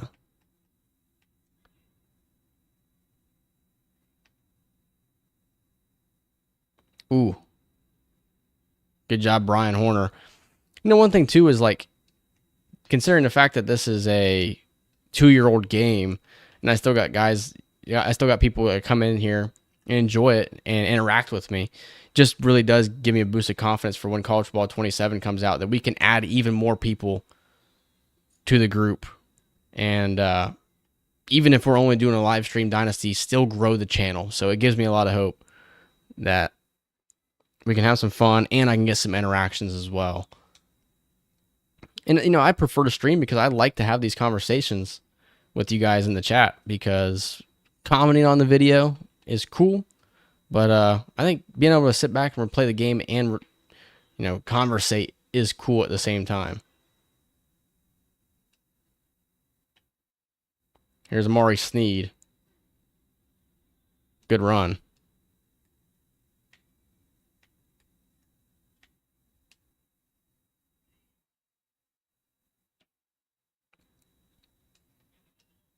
Benji Skura in motion. Here's Skura to the 10.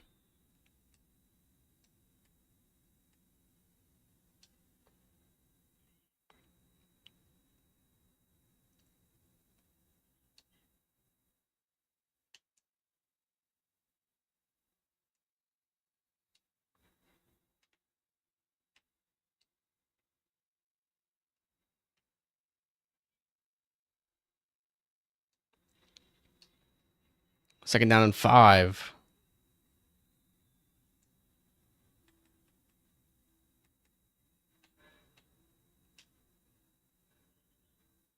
Go with the quarterback draw right here with Dominic Gruzma. 3rd and 4. Will it work? No.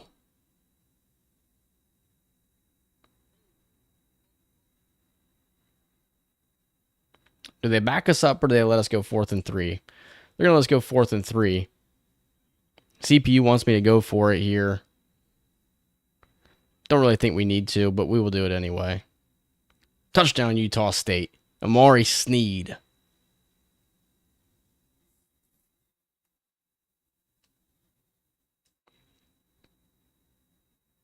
I think he's a redshirt freshman, I do believe.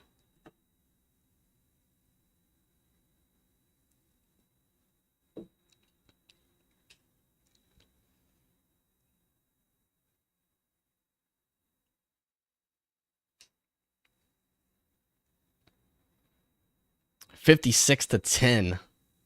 In dominating fashion, we are steamrolling Arizona State right now. Also, with doing live stream dynasties, I think that it opens up the door to do more than one dynasty in the lifespan of a game. So we could do Stanford, and then after Stanford, we could do a team builder dynasty. Oh, that could have been a pick. And then we could do it after a team builder dynasty. Maybe we could hop over to Madden and do a Madden franchise, or maybe pick another team. So it opens the door for a lot more possibilities than to, you know, restrict myself to one dynasty where I make one game per video, and it just takes super long. What a play by Matt Gage. I don't even care. That's a great play.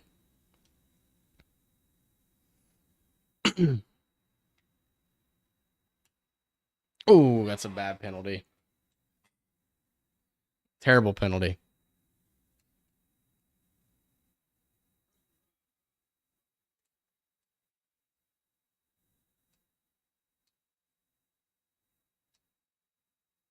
It's all right. 522 yards of offense for us in this game.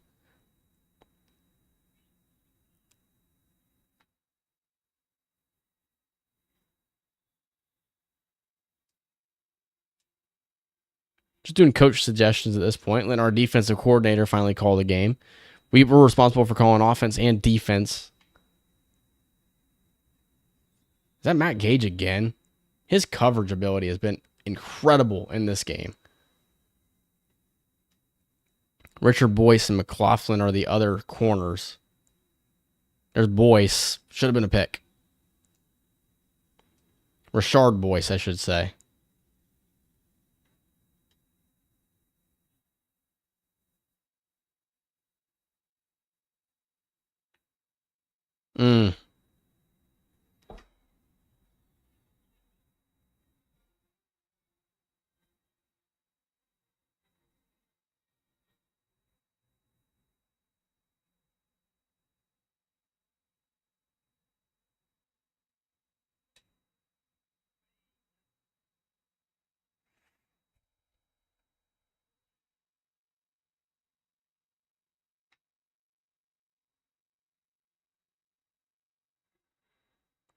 I do notice when I do stream and I sit here for a little bit, my shoulders and my upper back starts to get a little bit sore on me. I wish this microphone stand was a little bit better. I'd be able to sit back a little bit, but kind of have to sit up so that you guys can hear me. Right there's a player that I wish would have developed a little bit more than he has. Antoine Darby was a player that I was excited about, but he's never really turned out to do anything for us. There's a pick. Rashard Boyce takes it out of the end zone. Boyce to the 19.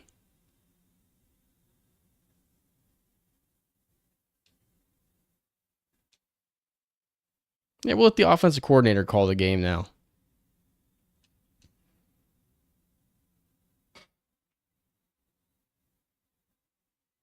Oh, man. Why did he get that block?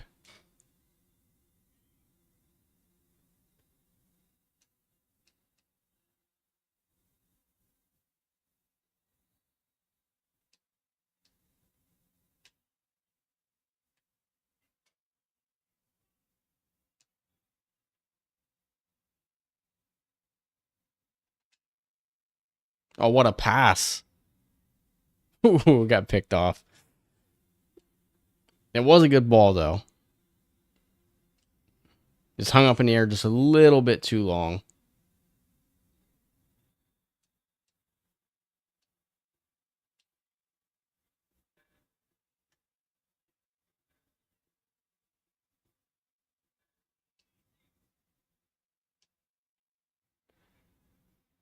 Benji Skura to the 44.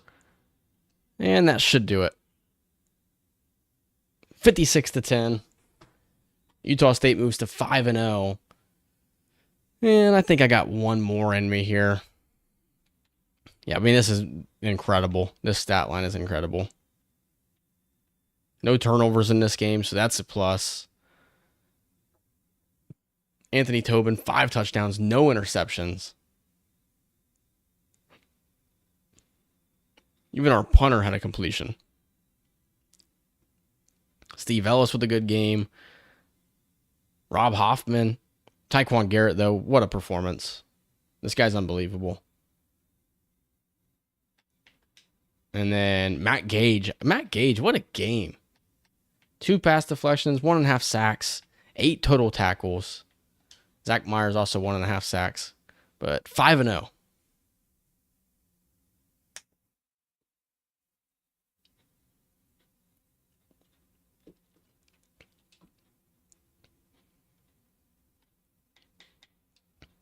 Now, the real question is Tyquan Garrett going to be in the Heisman watch after this game? My bets are yes. There's our first commitment. Our second commitment is a 3-star outside linebacker. And then Noah Jolly goes to Oklahoma. All right, so with that, we can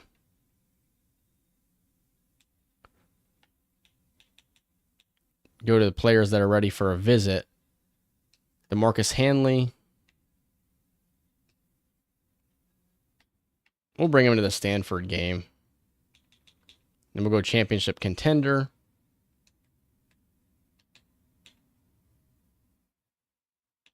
Whoa, what in the world?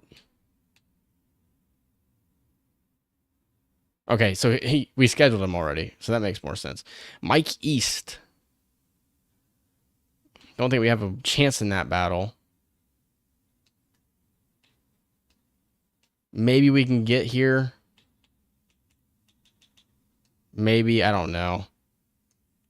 Doesn't really feel like it's likely.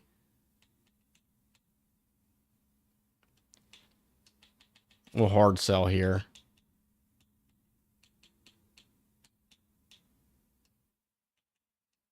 Don't think we need to get Wayne Fink on a visit. I think we were going to be able to win that battle. Right here, though, for Damon Thomas, I do think scheduling a visit would benefit us. Nope. Oh my gosh.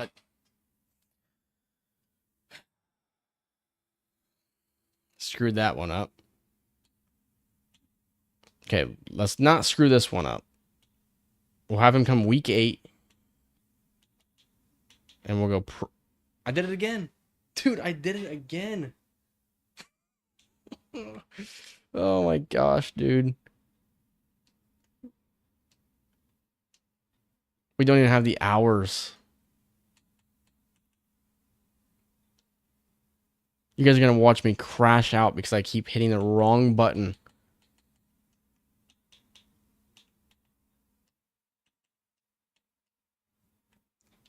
We have 2 guys coming, no, 3 guys coming here on visits where we're offering playing time and he doesn't even care about it.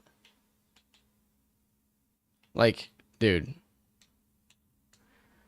that's annoying. Let's see the Heisman watch. Please show me Tyquan Garrett. Oh my gosh, dude. Zach Myers. What in the world?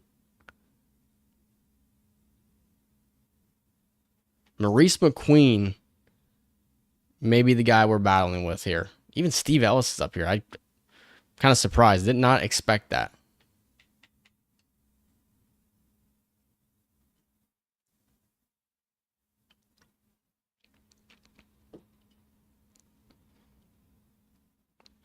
All right, DeMar Tootin. Wayne Fink. So we do bring in Wayne Fink. I thought he was a 5-star, but must not be. Arizona's not that good. All right, so in the case of DeMarcus Hanley, I think we're probably going to lose that battle with Matt Watford. Okay, I do want to schedule a visit. Let's go championship contender. And then we're also going to...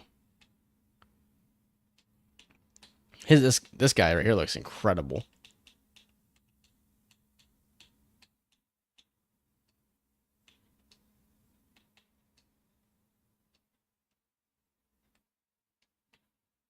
Mike East.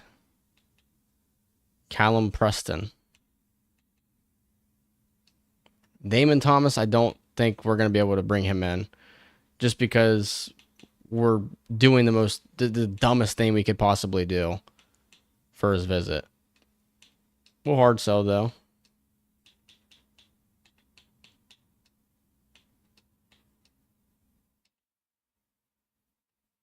Kind of the same thing with Titus.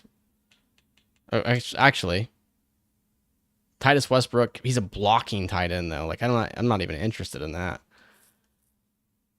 We might be able to wrap this battle up before it even gets...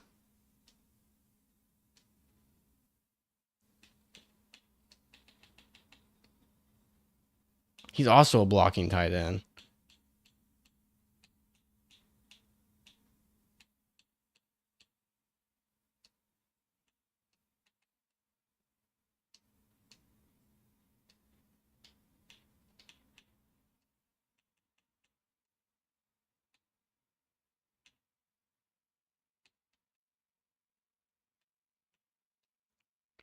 say this is like the most boring part of making videos like this. I mean, Damon Thomas is the guy that I want. Marvin Turner. Let's schedule a visit for him. Championship contenders. Don't need to do a visit here. Colin Webb's leaving, not coming here. Darren Lamb.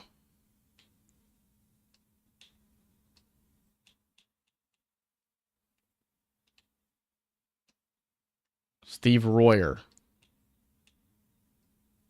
Don't think we're getting to a week 11 visit.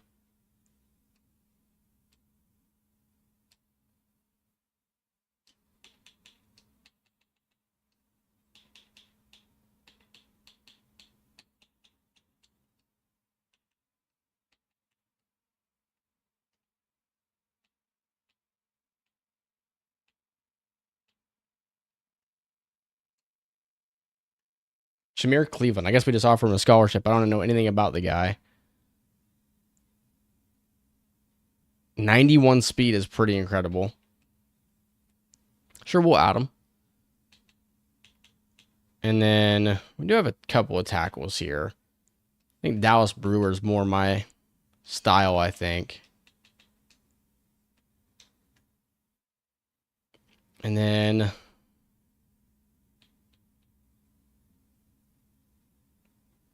were we not interested in this guy?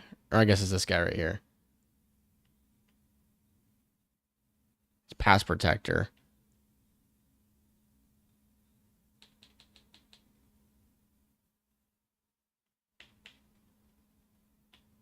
Finau Rao. I think is the tight end we got to pivot to here.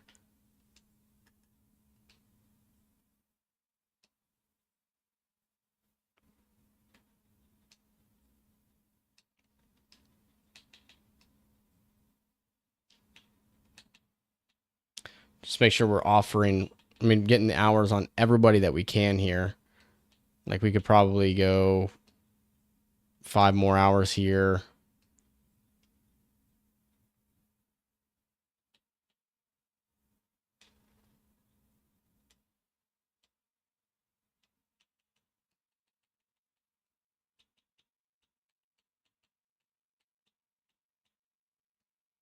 And this is the one thing, though, I think that may prevent us from playing 3 games per stream once.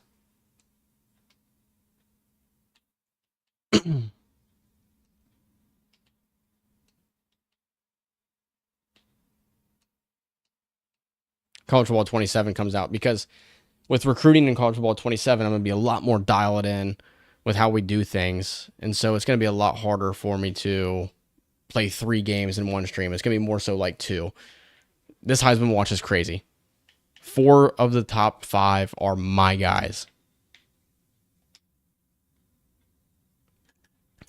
And just because I'm curious, I want to know,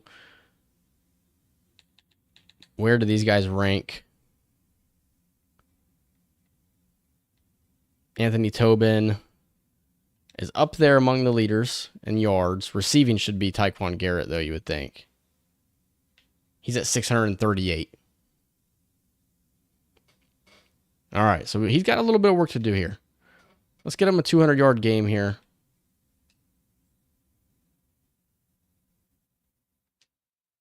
And I'm just going to leave the uniforms the same for both teams.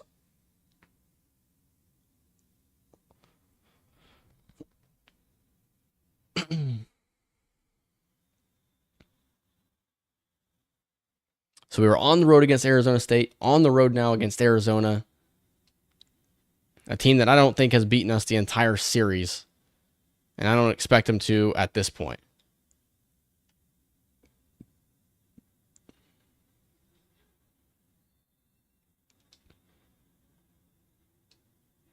Here is Tyquan Garrett, 23 catches, 638 yards, 9 touchdowns on the season. Had 4 in the last game.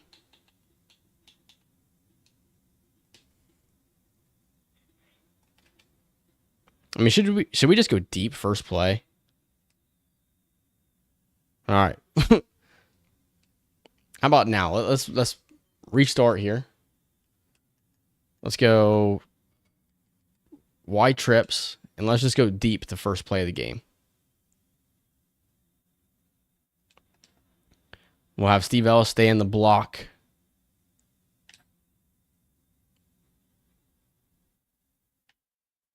I mean, you can't do anything to stop this guy.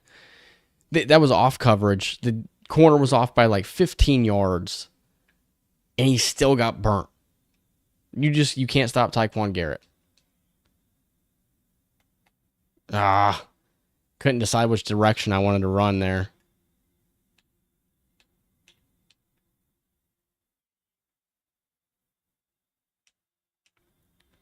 I mean, I don't even know if...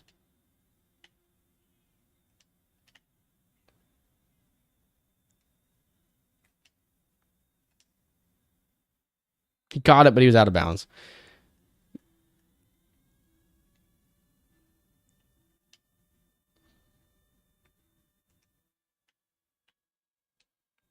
Let's go jet touch pass. Nope. They have like the perfect defense called for it.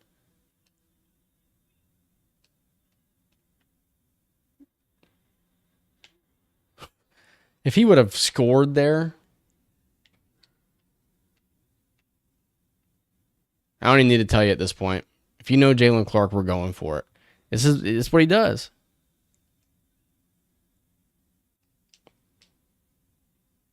I wanted to go to the running back, but he got screwed up there. First and goal, Utah State. Rob Hoffman a little shaken up at the end of that play.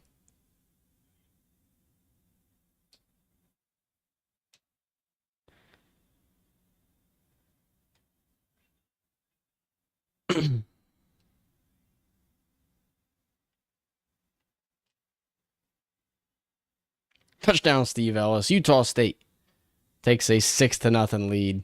It's just too easy. It's just too easy.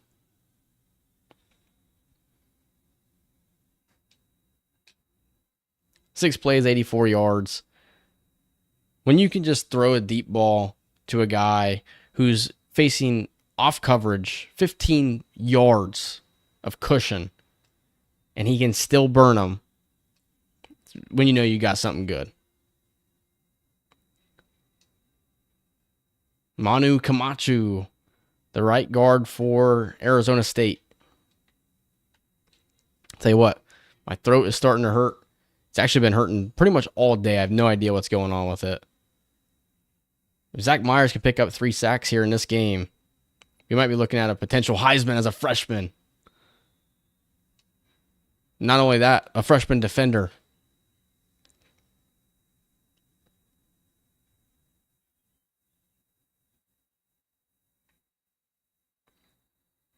Can't even get the play call off. I mean, the play off here.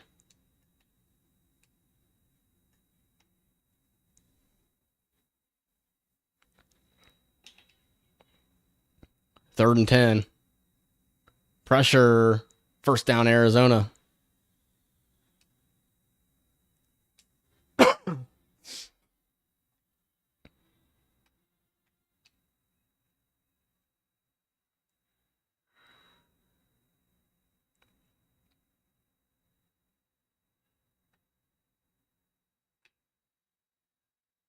That's got to be a sack. I hope in college football 27 these guys start to scramble. Just be a little bit more realistic, because it's just been kind of weird. Like, why did he not just run there? It would have been a big play.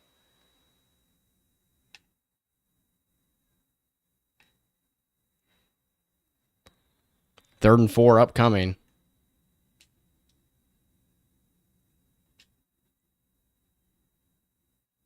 We're going with cover 3 here. The hurry-up teams are so hard to face. I think it's one of the things that's going to make custom adjustments so, clutch in college football 27.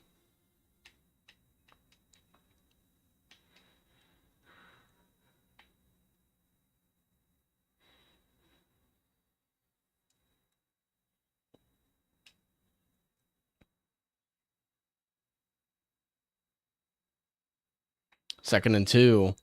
Play action. Time to throw. Could have been picked off there. And finally, we can run a different defense.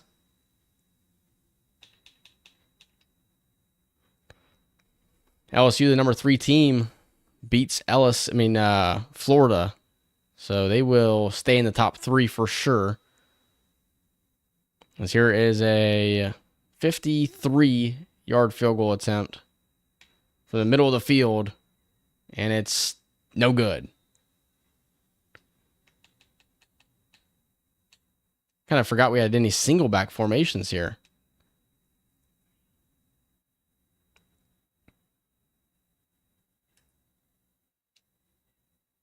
Let's go play action here.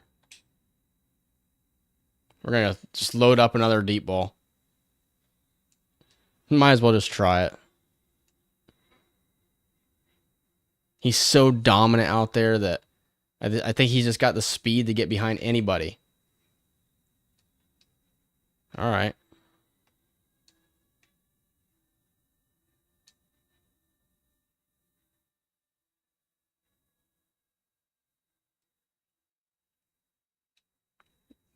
What a play by the defense.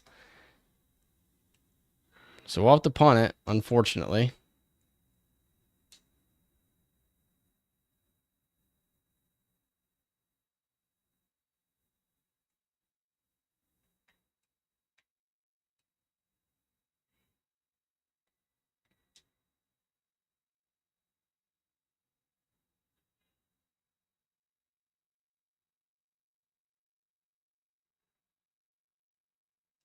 Also, I don't know if any of you guys saw, the beginning of my USF dynasty. And I think one thing that kind of killed that dynasty for me was how I had created my own playbook before the dynasty started. And I don't want to do that with College Football 27. So when we started with Stanford, I want it to be strictly Stanford's playbook to start. That first season is going to be all Stanford playbook, and then we'll make adjustments from there. I don't want to be stubborn and try and run the same offense that I run in the Utah State dynasty just because I'm using the same coach. The offense could change. We could become more of a spread team. We could be ground and pound. My idea is to become a ground and pound team because I feel like that's what Stanford football represents. But I want to play to my players, create an offense that fits my players' strengths. Similar to how we run things here with Utah State. I think this is the perfect offense for the team that we've created. Ellis bounces it outside, picks up 8 yards.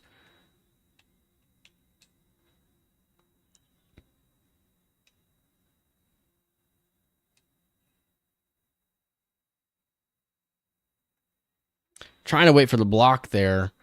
It kind of took too much time.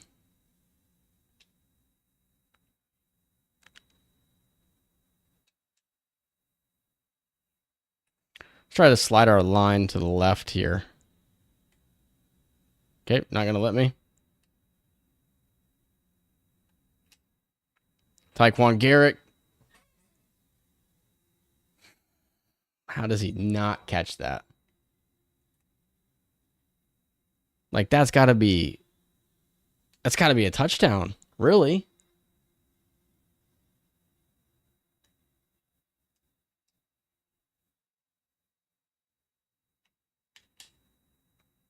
Listen, come on, man.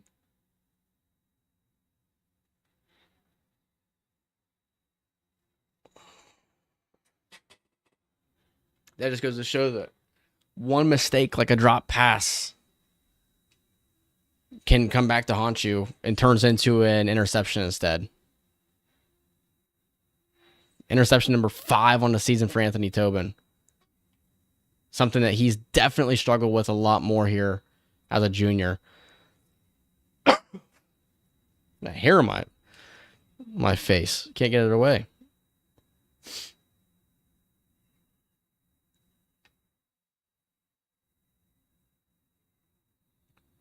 Good coverage there by Eric Hunter.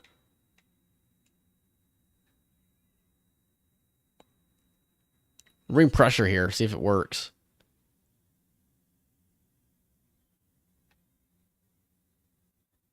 Nope. First down, Arizona.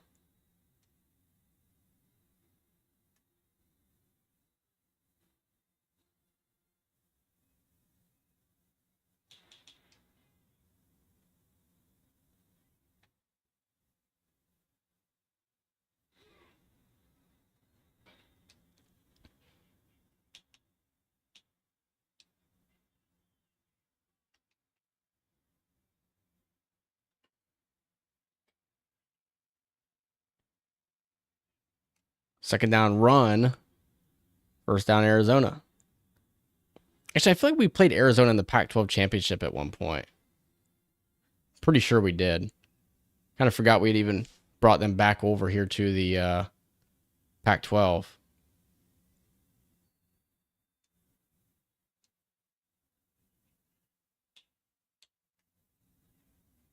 And I should have done a custom playbook a long time ago and set up my audibles. Arizona running the ball down our throats right now. 51 yards for their running back.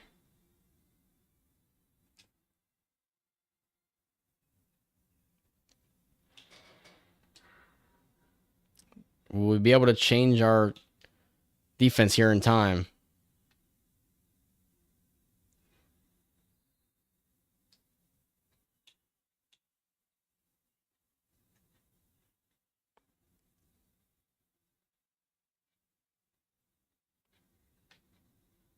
Another run.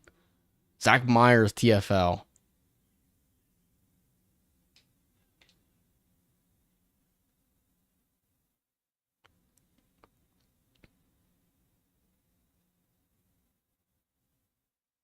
Third and goal. Incomplete.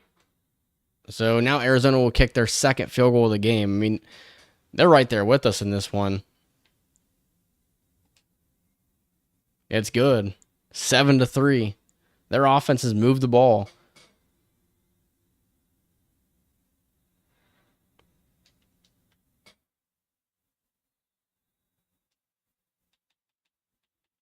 We'll go back to single back here and see if we can work out of this a little bit. Tyquan Garrett could burn his guy. Oh my gosh. Oh my gosh, what a play. Clip it. Clip it.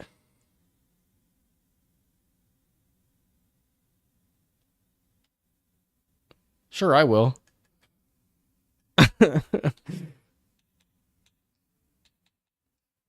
Wow.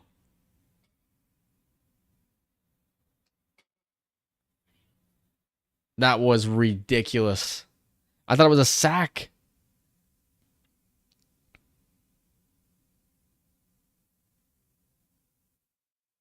If that's not a Heisman play, a Heisman moment, I don't know what is.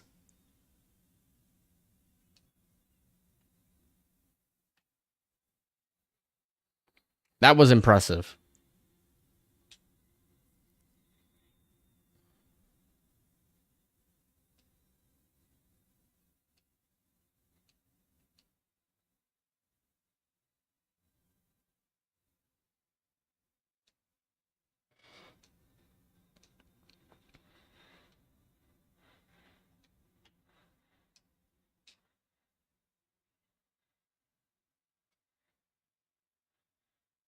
Second and 2. Play action. Out of bounds.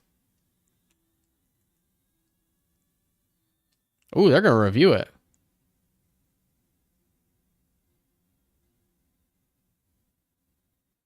Oh my gosh. Tyquan Garrett's unbelievable.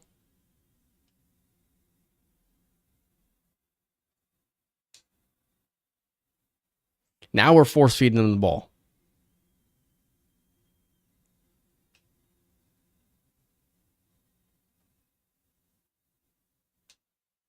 I'm not even sure how the interception happened at this point.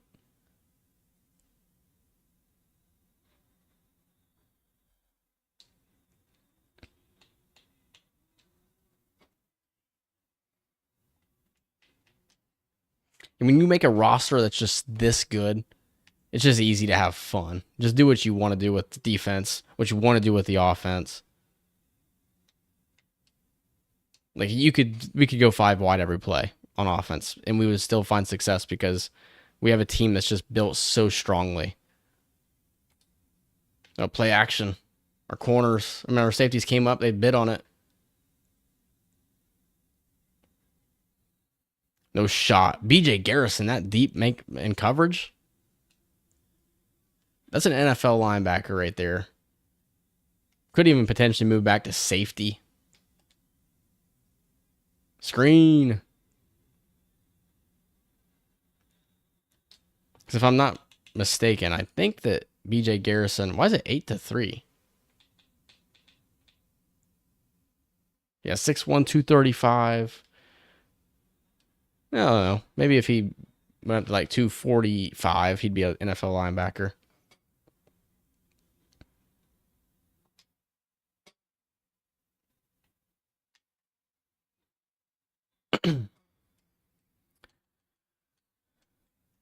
I'd love to find a formation where we have like a deep post.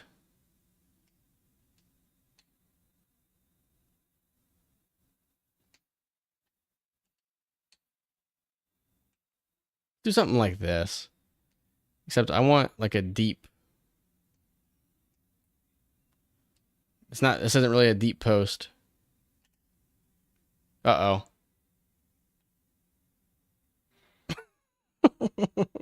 This is too easy. I mean, he's just so fast. 5 for 188.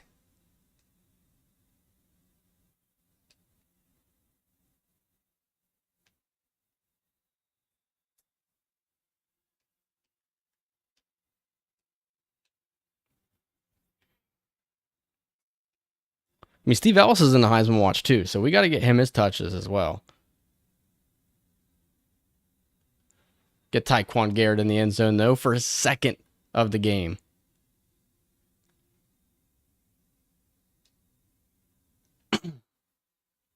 He's got, like, the vast majority of the receptions in this game.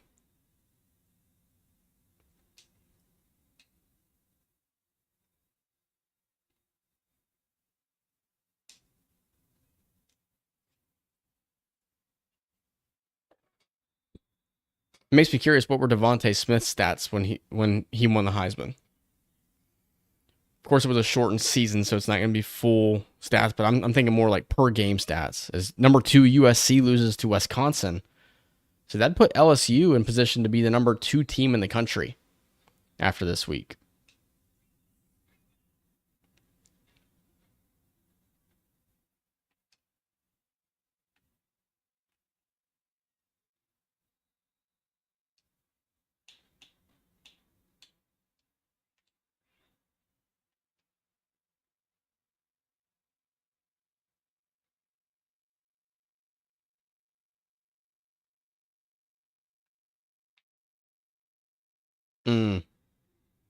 Got to make the play there.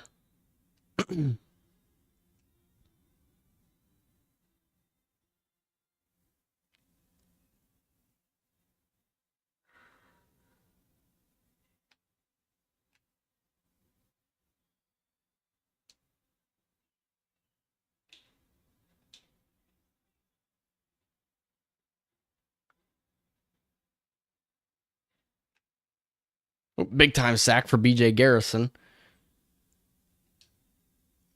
He could go down as one of the best players that we've had in the series. He's a senior. Oh, man, what was the linebacker's name? Christian Stuckey. That was one of the best linebackers I've ever had.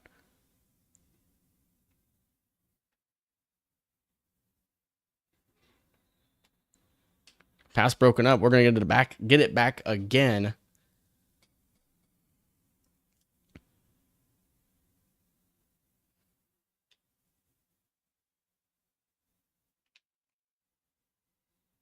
When will we face a team that's going to give us a challenge, give us a run for our money? Like at this point, it feels like it may never happen. All right, I'm going to try for one more potential deep shot. Yeah. If we didn't have to bring the man in motion, it probably would have worked.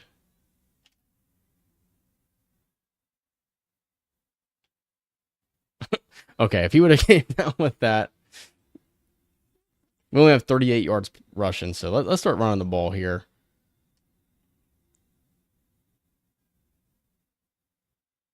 We can do whatever we want on offense.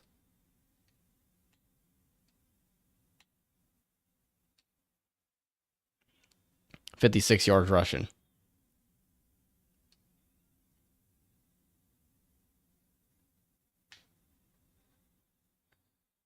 After that, he's up to like probably 70 something. We can just do what we want.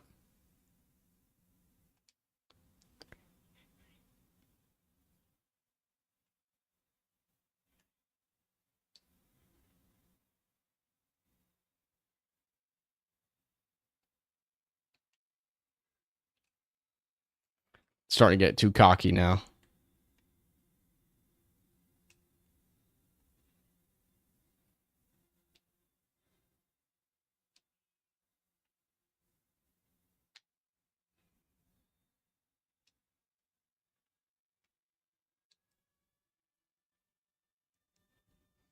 This play might not work, to be honest with you, because they're kind of loading the box. They might blitz us here.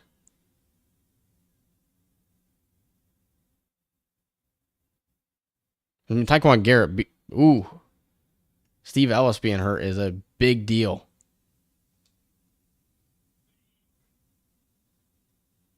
And that brings in Daniel Jones, a running back that really is not as good.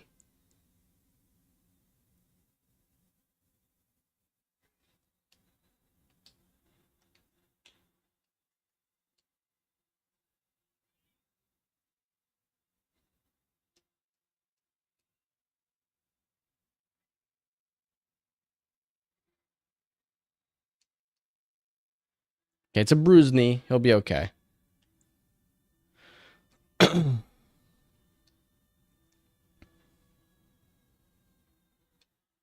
CJ Whiting in the game now.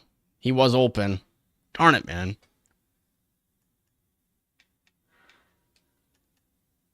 58-yarder. If there's wind to his back, he might have a chance at this.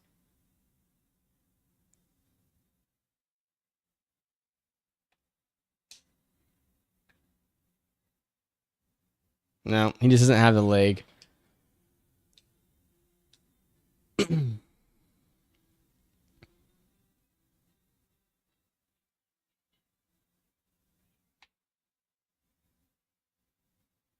Our run defense has kind of been a little suspect in this game.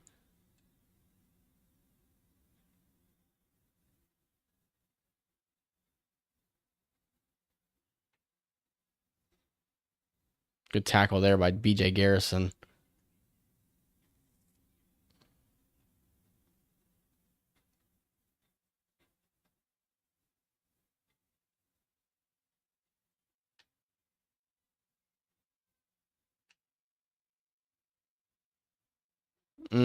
He's short.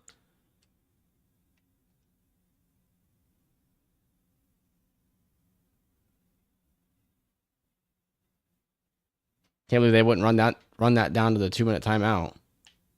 And we're gonna let that go. Benji Skura puts that dude on his back.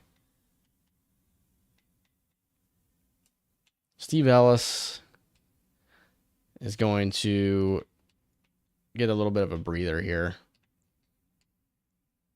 At least maybe until the third quarter.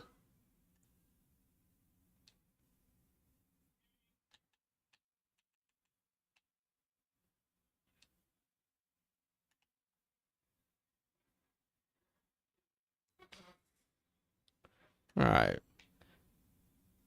Just try and get the ball to anybody other than Taekwon Garrett right now. But then they hit you with this stuff, and it's like I can't just watch you do press coverage against my two speedy receivers and me not do something about it. Ooh. Don't need Anthony Tobin taking a shot there. He's fired up though.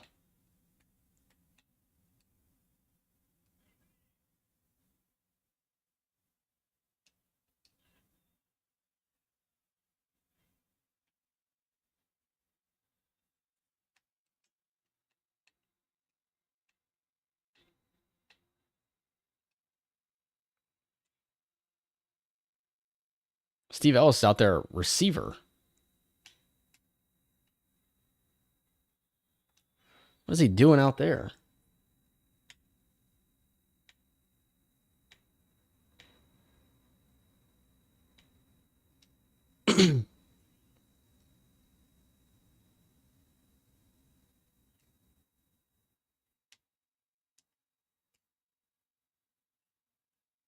All right. I wonder if I am being a little bit. If I am I staring Taekwon Garrett down a little bit? I'd say so. Man, 8 seconds. We're gonna have to call a timeout.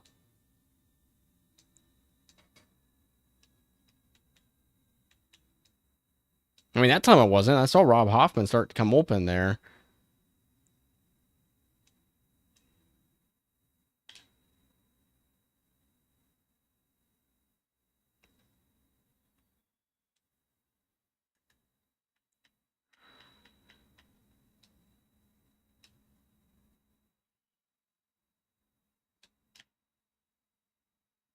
One second to go, 4th and 24. I mean, how did they just let that happen? Like, what the heck, dude? How do you let that happen?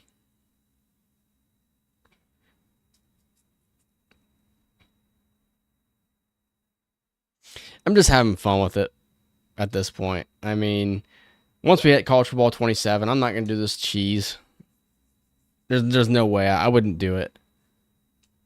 Ideally, I don't even like to make like hot routes and stuff just because, yeah, this is incredible how terrible the CPU is at trying to stop you. 28-3. Oklahoma beats Texas. Suave Roberts would like that.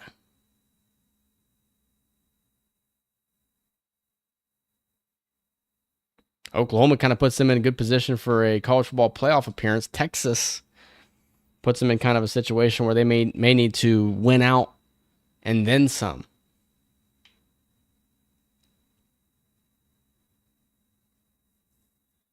Zach Myers was coming off the edge there.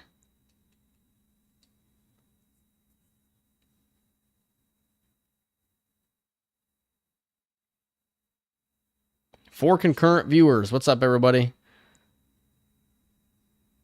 If you're a longtime fan of the channel, drop something in the chat. Let me know. If you're new to the channel, let me know. And leave a thumbs up if you're excited for college football 27 and the Stanford Dynasty, because I am definitely excited for it. Also thought about vlogging a little bit, kind of like off topic, different type of style of video, but definitely thought about vlogging. It'd be more like fitness related content, stuff like that, but I think it could be a ton of fun. Maybe not the same viewers would, watch that as they do this, but Steve Ellis, I think we're going to rest him the rest of the game with that injury that he had. Like, I'm sorry, but like I can't watch them call press defense and not just take the top off. Like,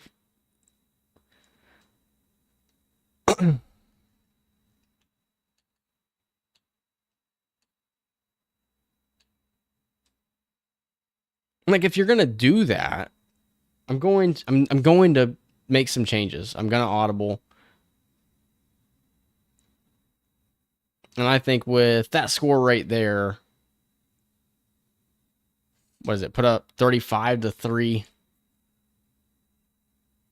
We might take our guys out now.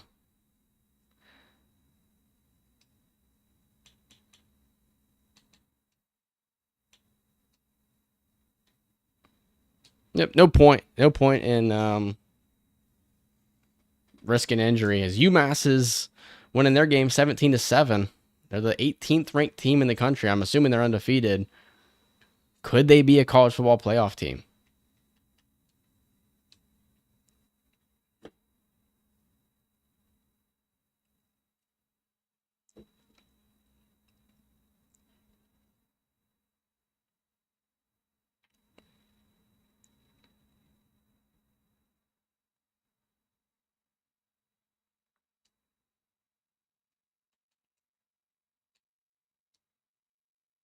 I mean, this guy averages 300 yards a game passing, and he's got like 78 in this game. Or was that his last game stats? I don't even know. But point being, like, we've just dominated these guys.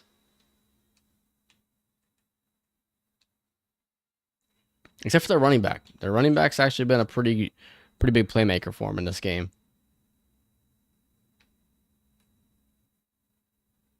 Big hit by Brian Horner.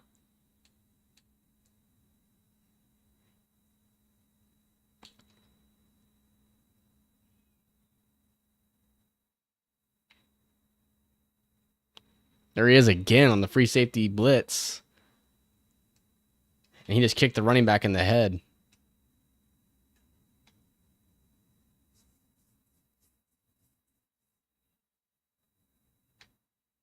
Draw. And it's going to work.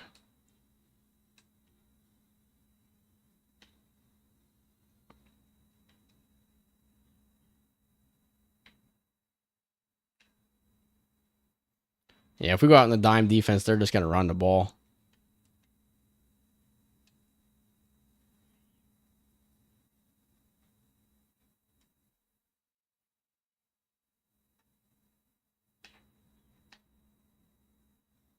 What a play. The fact he was able to make that play is pretty impressive. Was that Nick Raines or no, it was Lyle Ivy.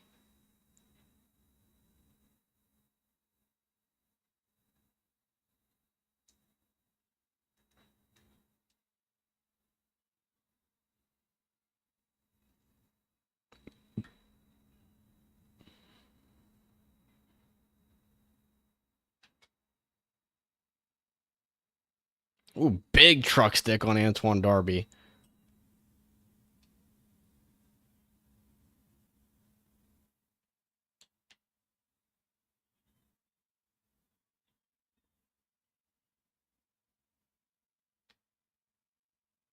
Big hit there.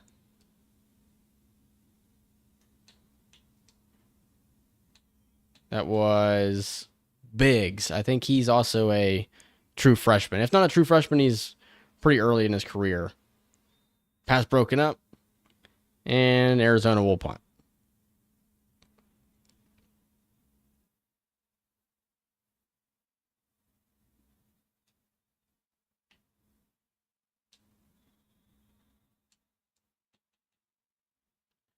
I do want to take Ellis out, and we're going to put CJ Whiting in the backfield. See what that looks like.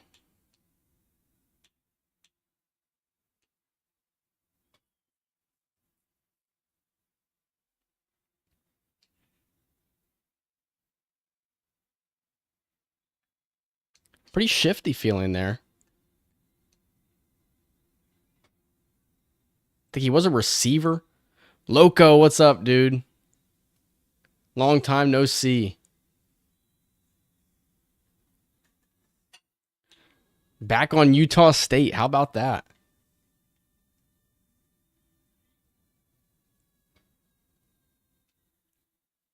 Third and 4.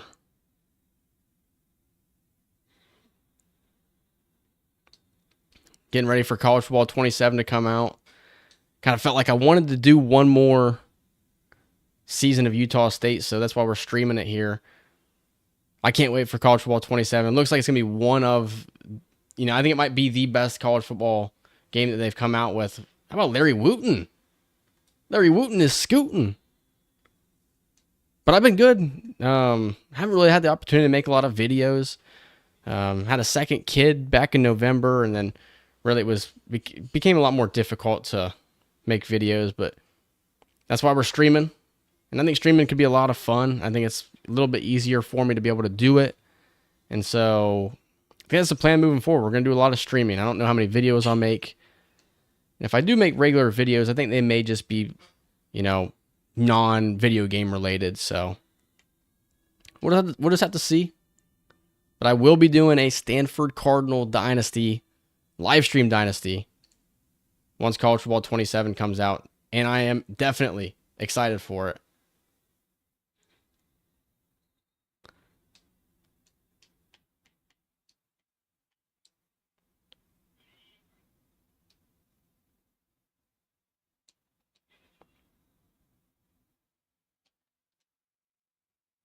What a pass.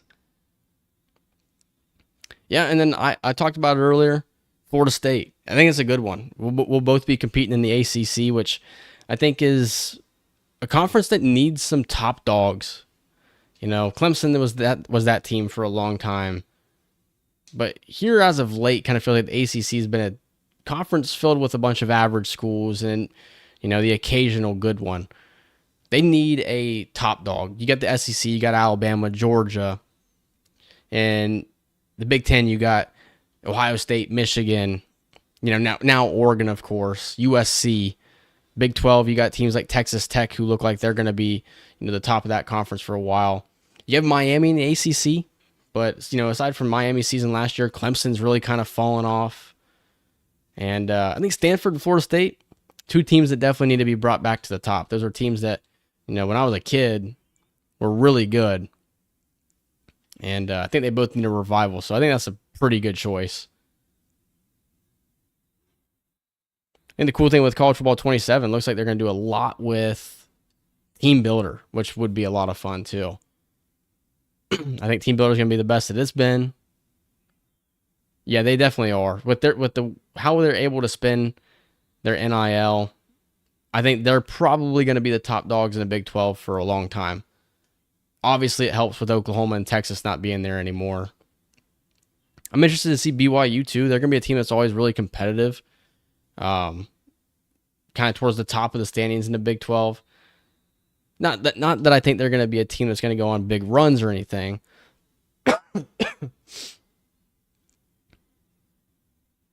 Oh, okay, yeah, Georgia Tech, you're right. The point still stands for Texas Tech, though. They are definitely on the rise. But Georgia Tech for sure, especially they brought in Justice Haynes from Michigan this past season, so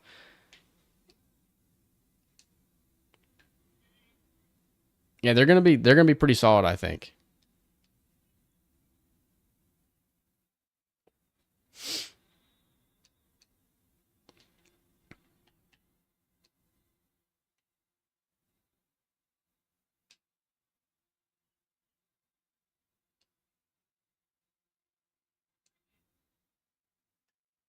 Oh, come on.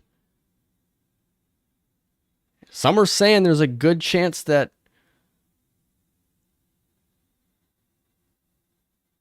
yeah, I forgot he transferred there. Some are saying that Georgia Tech might be able to beat your Bulldogs this season. So you better watch out. They've really had some really good games over the last couple of seasons. So yeah, it definitely could happen.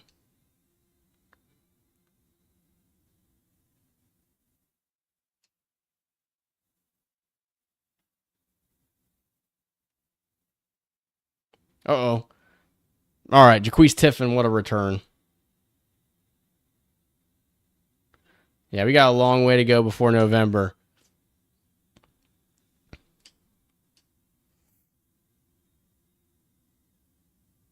As a Michigan fan myself, I hope that Bryce Underwood can take the next step, and if he takes the next step and he plays at a 7 out of 10 level, for example, I think that Michigan will have a chance at beating Ohio State this year. They just last year looked like juggernauts all season, which makes you think even higher of Indiana. So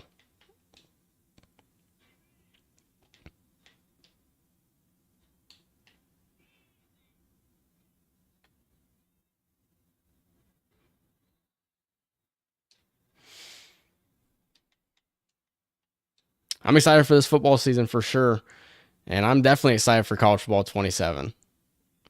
I think that the NIL is going to make it really fun because I was already kind of in the way when I was thinking about putting together my next dynasty, I was thinking, well, what kind of house rules am I going to have to? Yeah, I think they will too. I was thinking, what kind of house rules am I going to have to create for myself to make it a little bit more realistic as far as like how aggressive you can be in the transfer portal. And with the with them implementing the NIL, I definitely think that you don't have to create house rules. They're right there for you. You can still create some house rules, but it's right there for you. Whatever your NIL budget is what you're going to be able to do in recruiting.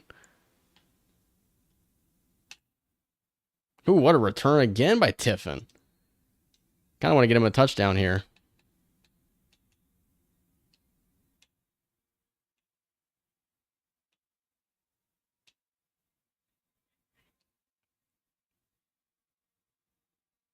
There's Carl Labato in the game.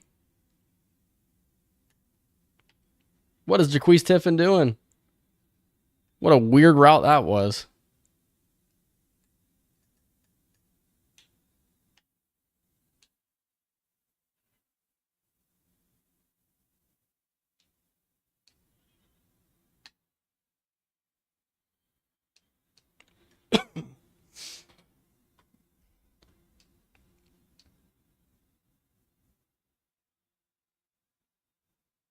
Yeah, for sure. You know, because like, what happens if you start a dynasty? That was the craziest play. You know, what happens if you start a dynasty and you get fired? You know, and then hopefully the coach carousel is a lot better, so you could even do that if you wanted to. But it's going to be interesting though. You know, for example, if you started as dynasty with Georgia, I'm sure one of the AD expectations is probably beat Georgia Tech by multiple scores.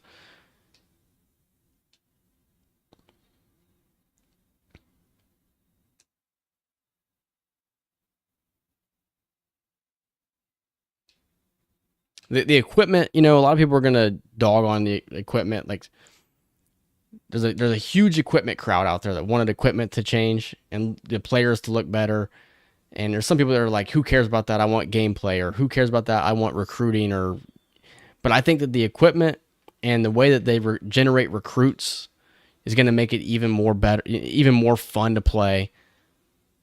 There were too many recruits out there where they were like kind of Indian looking. And I don't mean that in like a disrespectful way. I'm just saying that like there were a lot of recruits, like generated recruits that just didn't look like real people. So I think that's going to be cool. I think the equipment is going to be cool. The custom adjustments is also going to be fire. One thing I'm really hoping they did, I hope they track two-way player stats. Like if I have an elite corner and I want to put him at receiver, I want them to track stats on offense and defense. Like that's got to be a necessary change. Yeah, way more variety in recruits. The fact that there can be generational prospects adds the next level. Because who knows, he threw it right to him.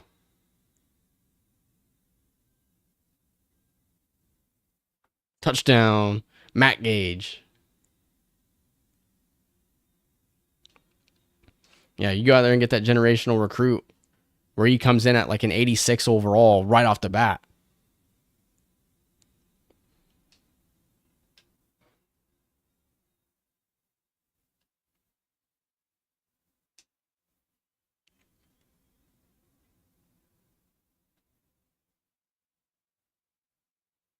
And I think that's one thing that I didn't like about college football 26 is that it felt like off-season recruiting was just way too easy.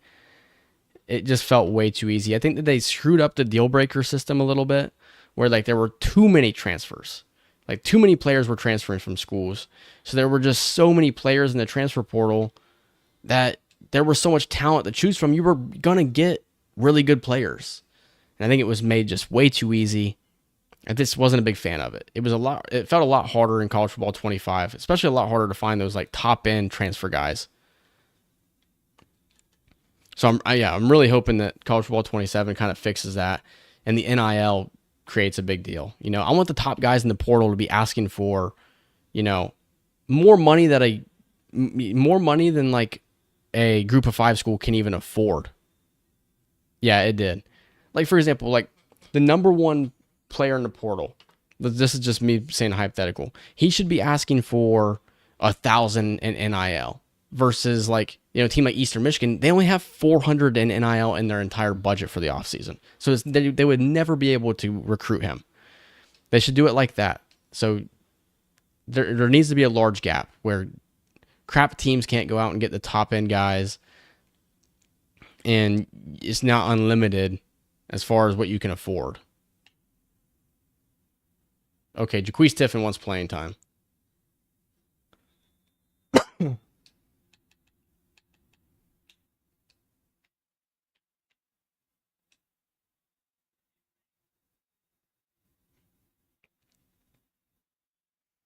I mean, for example, like teams like Eastern Michigan, I'm just picking on them because that's a team that came to my mind.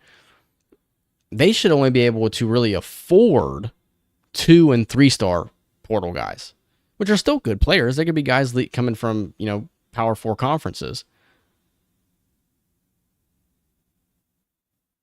Yeah, so that's true.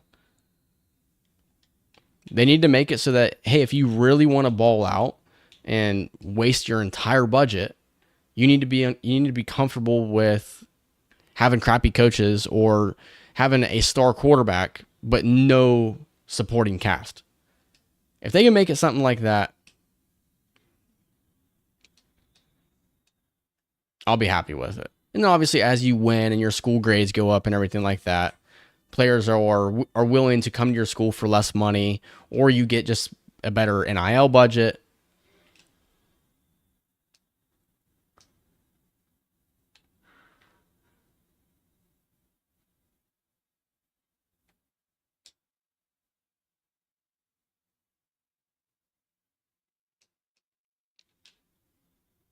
But I'm excited to see how it all plays out. I think that the night that it comes out, I'm going to do the early release. I'm not doing the 7-day early release. I'm not doing the MVP or whatever it is, or the subscription-based model. I'm not doing all that. But I'm excited that first night to play it and really just test it out. Start a Dynasty, simulate the games, and just test it out and see how it works. I'd love to get one with the weather, see how the weather changes throughout the game, see what off-season recruiting is like, everything. And I'll run a couple of tests. I'll stream and do a couple of tests, one with like a high elite level program like Michigan, and then I'll do one with a weaker program like Eastern Michigan, since I'm still making fun of them. But yeah, definitely do something like that and really get a feel for how the game's going to be. Because I'm not going to lie to you, it's a little bit intimidating, because it does seem like there's a lot of stuff that you have to manage. And of course, if you wanted to, you could probably turn those settings off, but it does seem like a lot, and it seems really deep. So definitely spend a lot of time in Dynasty mode.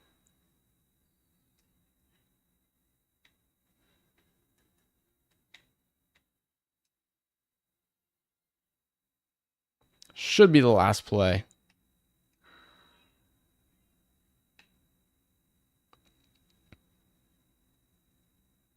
Yeah, and when you go with, no, I'm not saying that College Football 25 and 26 sucked, because they didn't. I think that their Dynasty mode was good, and I think that, like, overall I had fun playing both games. But you want to have an experience. What a pick.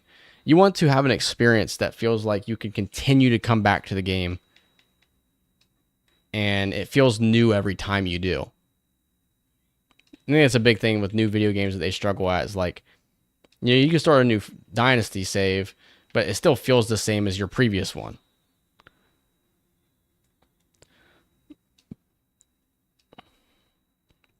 And so that's why I was thinking, I could do a Dynasty, play like 6-7 seasons, win a championship a couple of times, and then do a team builder Dynasty, then do a coaching carousel Dynasty, and just have a lot of fun with it. Yeah, I agree. Yep. And I think, that'd be cool too. You win a bowl game, it increases your NIL budget just a little bit more for the next season. All right. Tobin with 336 yards, 3 touchdowns, 1 pick. Steve Ellis, 82 yards, but we sat him the entire second half of the game due to an injury. Tyquan Garrett, 9 for 311 yards and 2 touchdowns. And then defensively, 2 sacks for Anthony Biggs, the true freshman, and a 66-10 win. We'll simulate to the next week, see if we got any more commitments, and then look at the Heisman. And then I'm going to get out of here and get ready to go to bed. But yeah, Loco, long time no see, dude. I was wondering if you were going to stop by. We do pick up one of the tight ends, so that's good. We lose out on Damon Thomas, and he was a player that I really liked, so that's a bit unfortunate for us. BJ Garrison, Pac-12 Defensive Player of the Week. Tyquan Garrett is obviously going to be your national offensive player. Whoa. Okay, here's the big game for the next stream. Holy cow. Number 6, Stanford. Number 1, Utah State. 5-0 versus 6-0. This is going to be fun.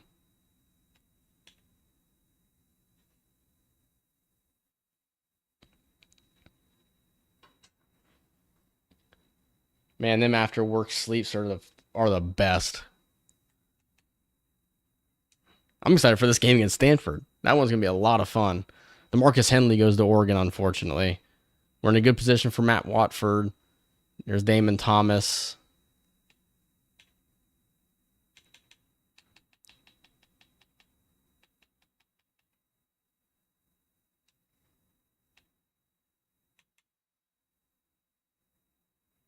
I'm good not going after that guy. So that's 16 guys.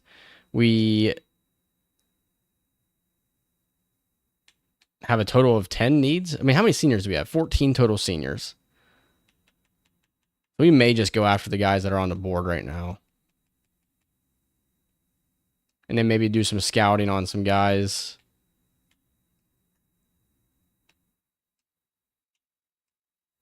I don't think we're going to get there.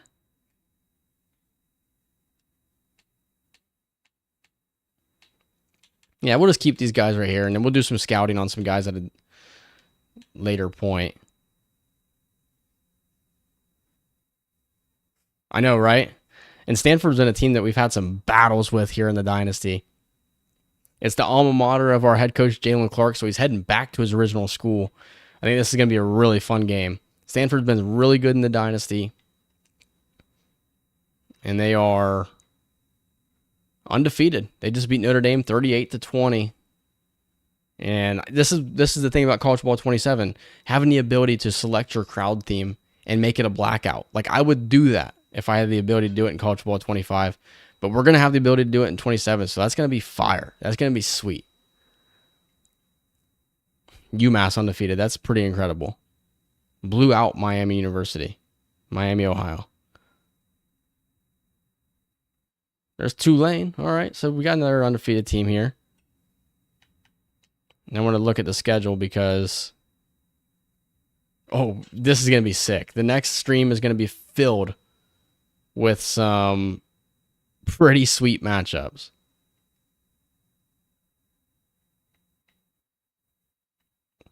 So that's going to be pretty fire right there. And then Heisman Watch. I suspect we'll have at least 2 guys on the list. Okay, we still have 4. Anthony Tobin drops from the top spot. Tyquan Garrett goes up to number 3. And Jim Simon, 5 receiving touchdowns. Yeah, that'll help. Last thing I guess we'll look at is, yeah, 4 guys. One of them's a true freshman edge rusher. That's just how dominant this team has become in the Dynasty. Anthony Tobin right now is having the best year of his career. And then, okay, Tyquan Garrett leads receiving yards by a long shot, but there is Jim Simon right there. He's pretty good. And I guess we'll look at our stats on the season. Yep, Tobin balling out. Steve Ellis also doing his thing. Zach Truitt only has 8 catches, which is honestly surprising me. Zach Myers, he's the true freshman. 10 sacks, 16 TFLs. And then defensively, BJ Garrison, Derek Haslam. All right, that's going to do it. I appreciate you stopping by, Loco. Everybody else that was in the chat, I appreciate you stopping by. And then make sure that's saved because sometimes I get a little bit paranoid that it didn't. But I'll see you guys in the next stream. Probably going to be Tuesday night, maybe? Monday or Tuesday night? Or no, not Monday or Tuesday night. Wednesday or Thursday night. We'll probably do another stream and try and wrap this up before College Football 27 comes out. And then it's time to go with the Stanford Dynasty. But appreciate you guys stopping by. I'll see you guys in the next one.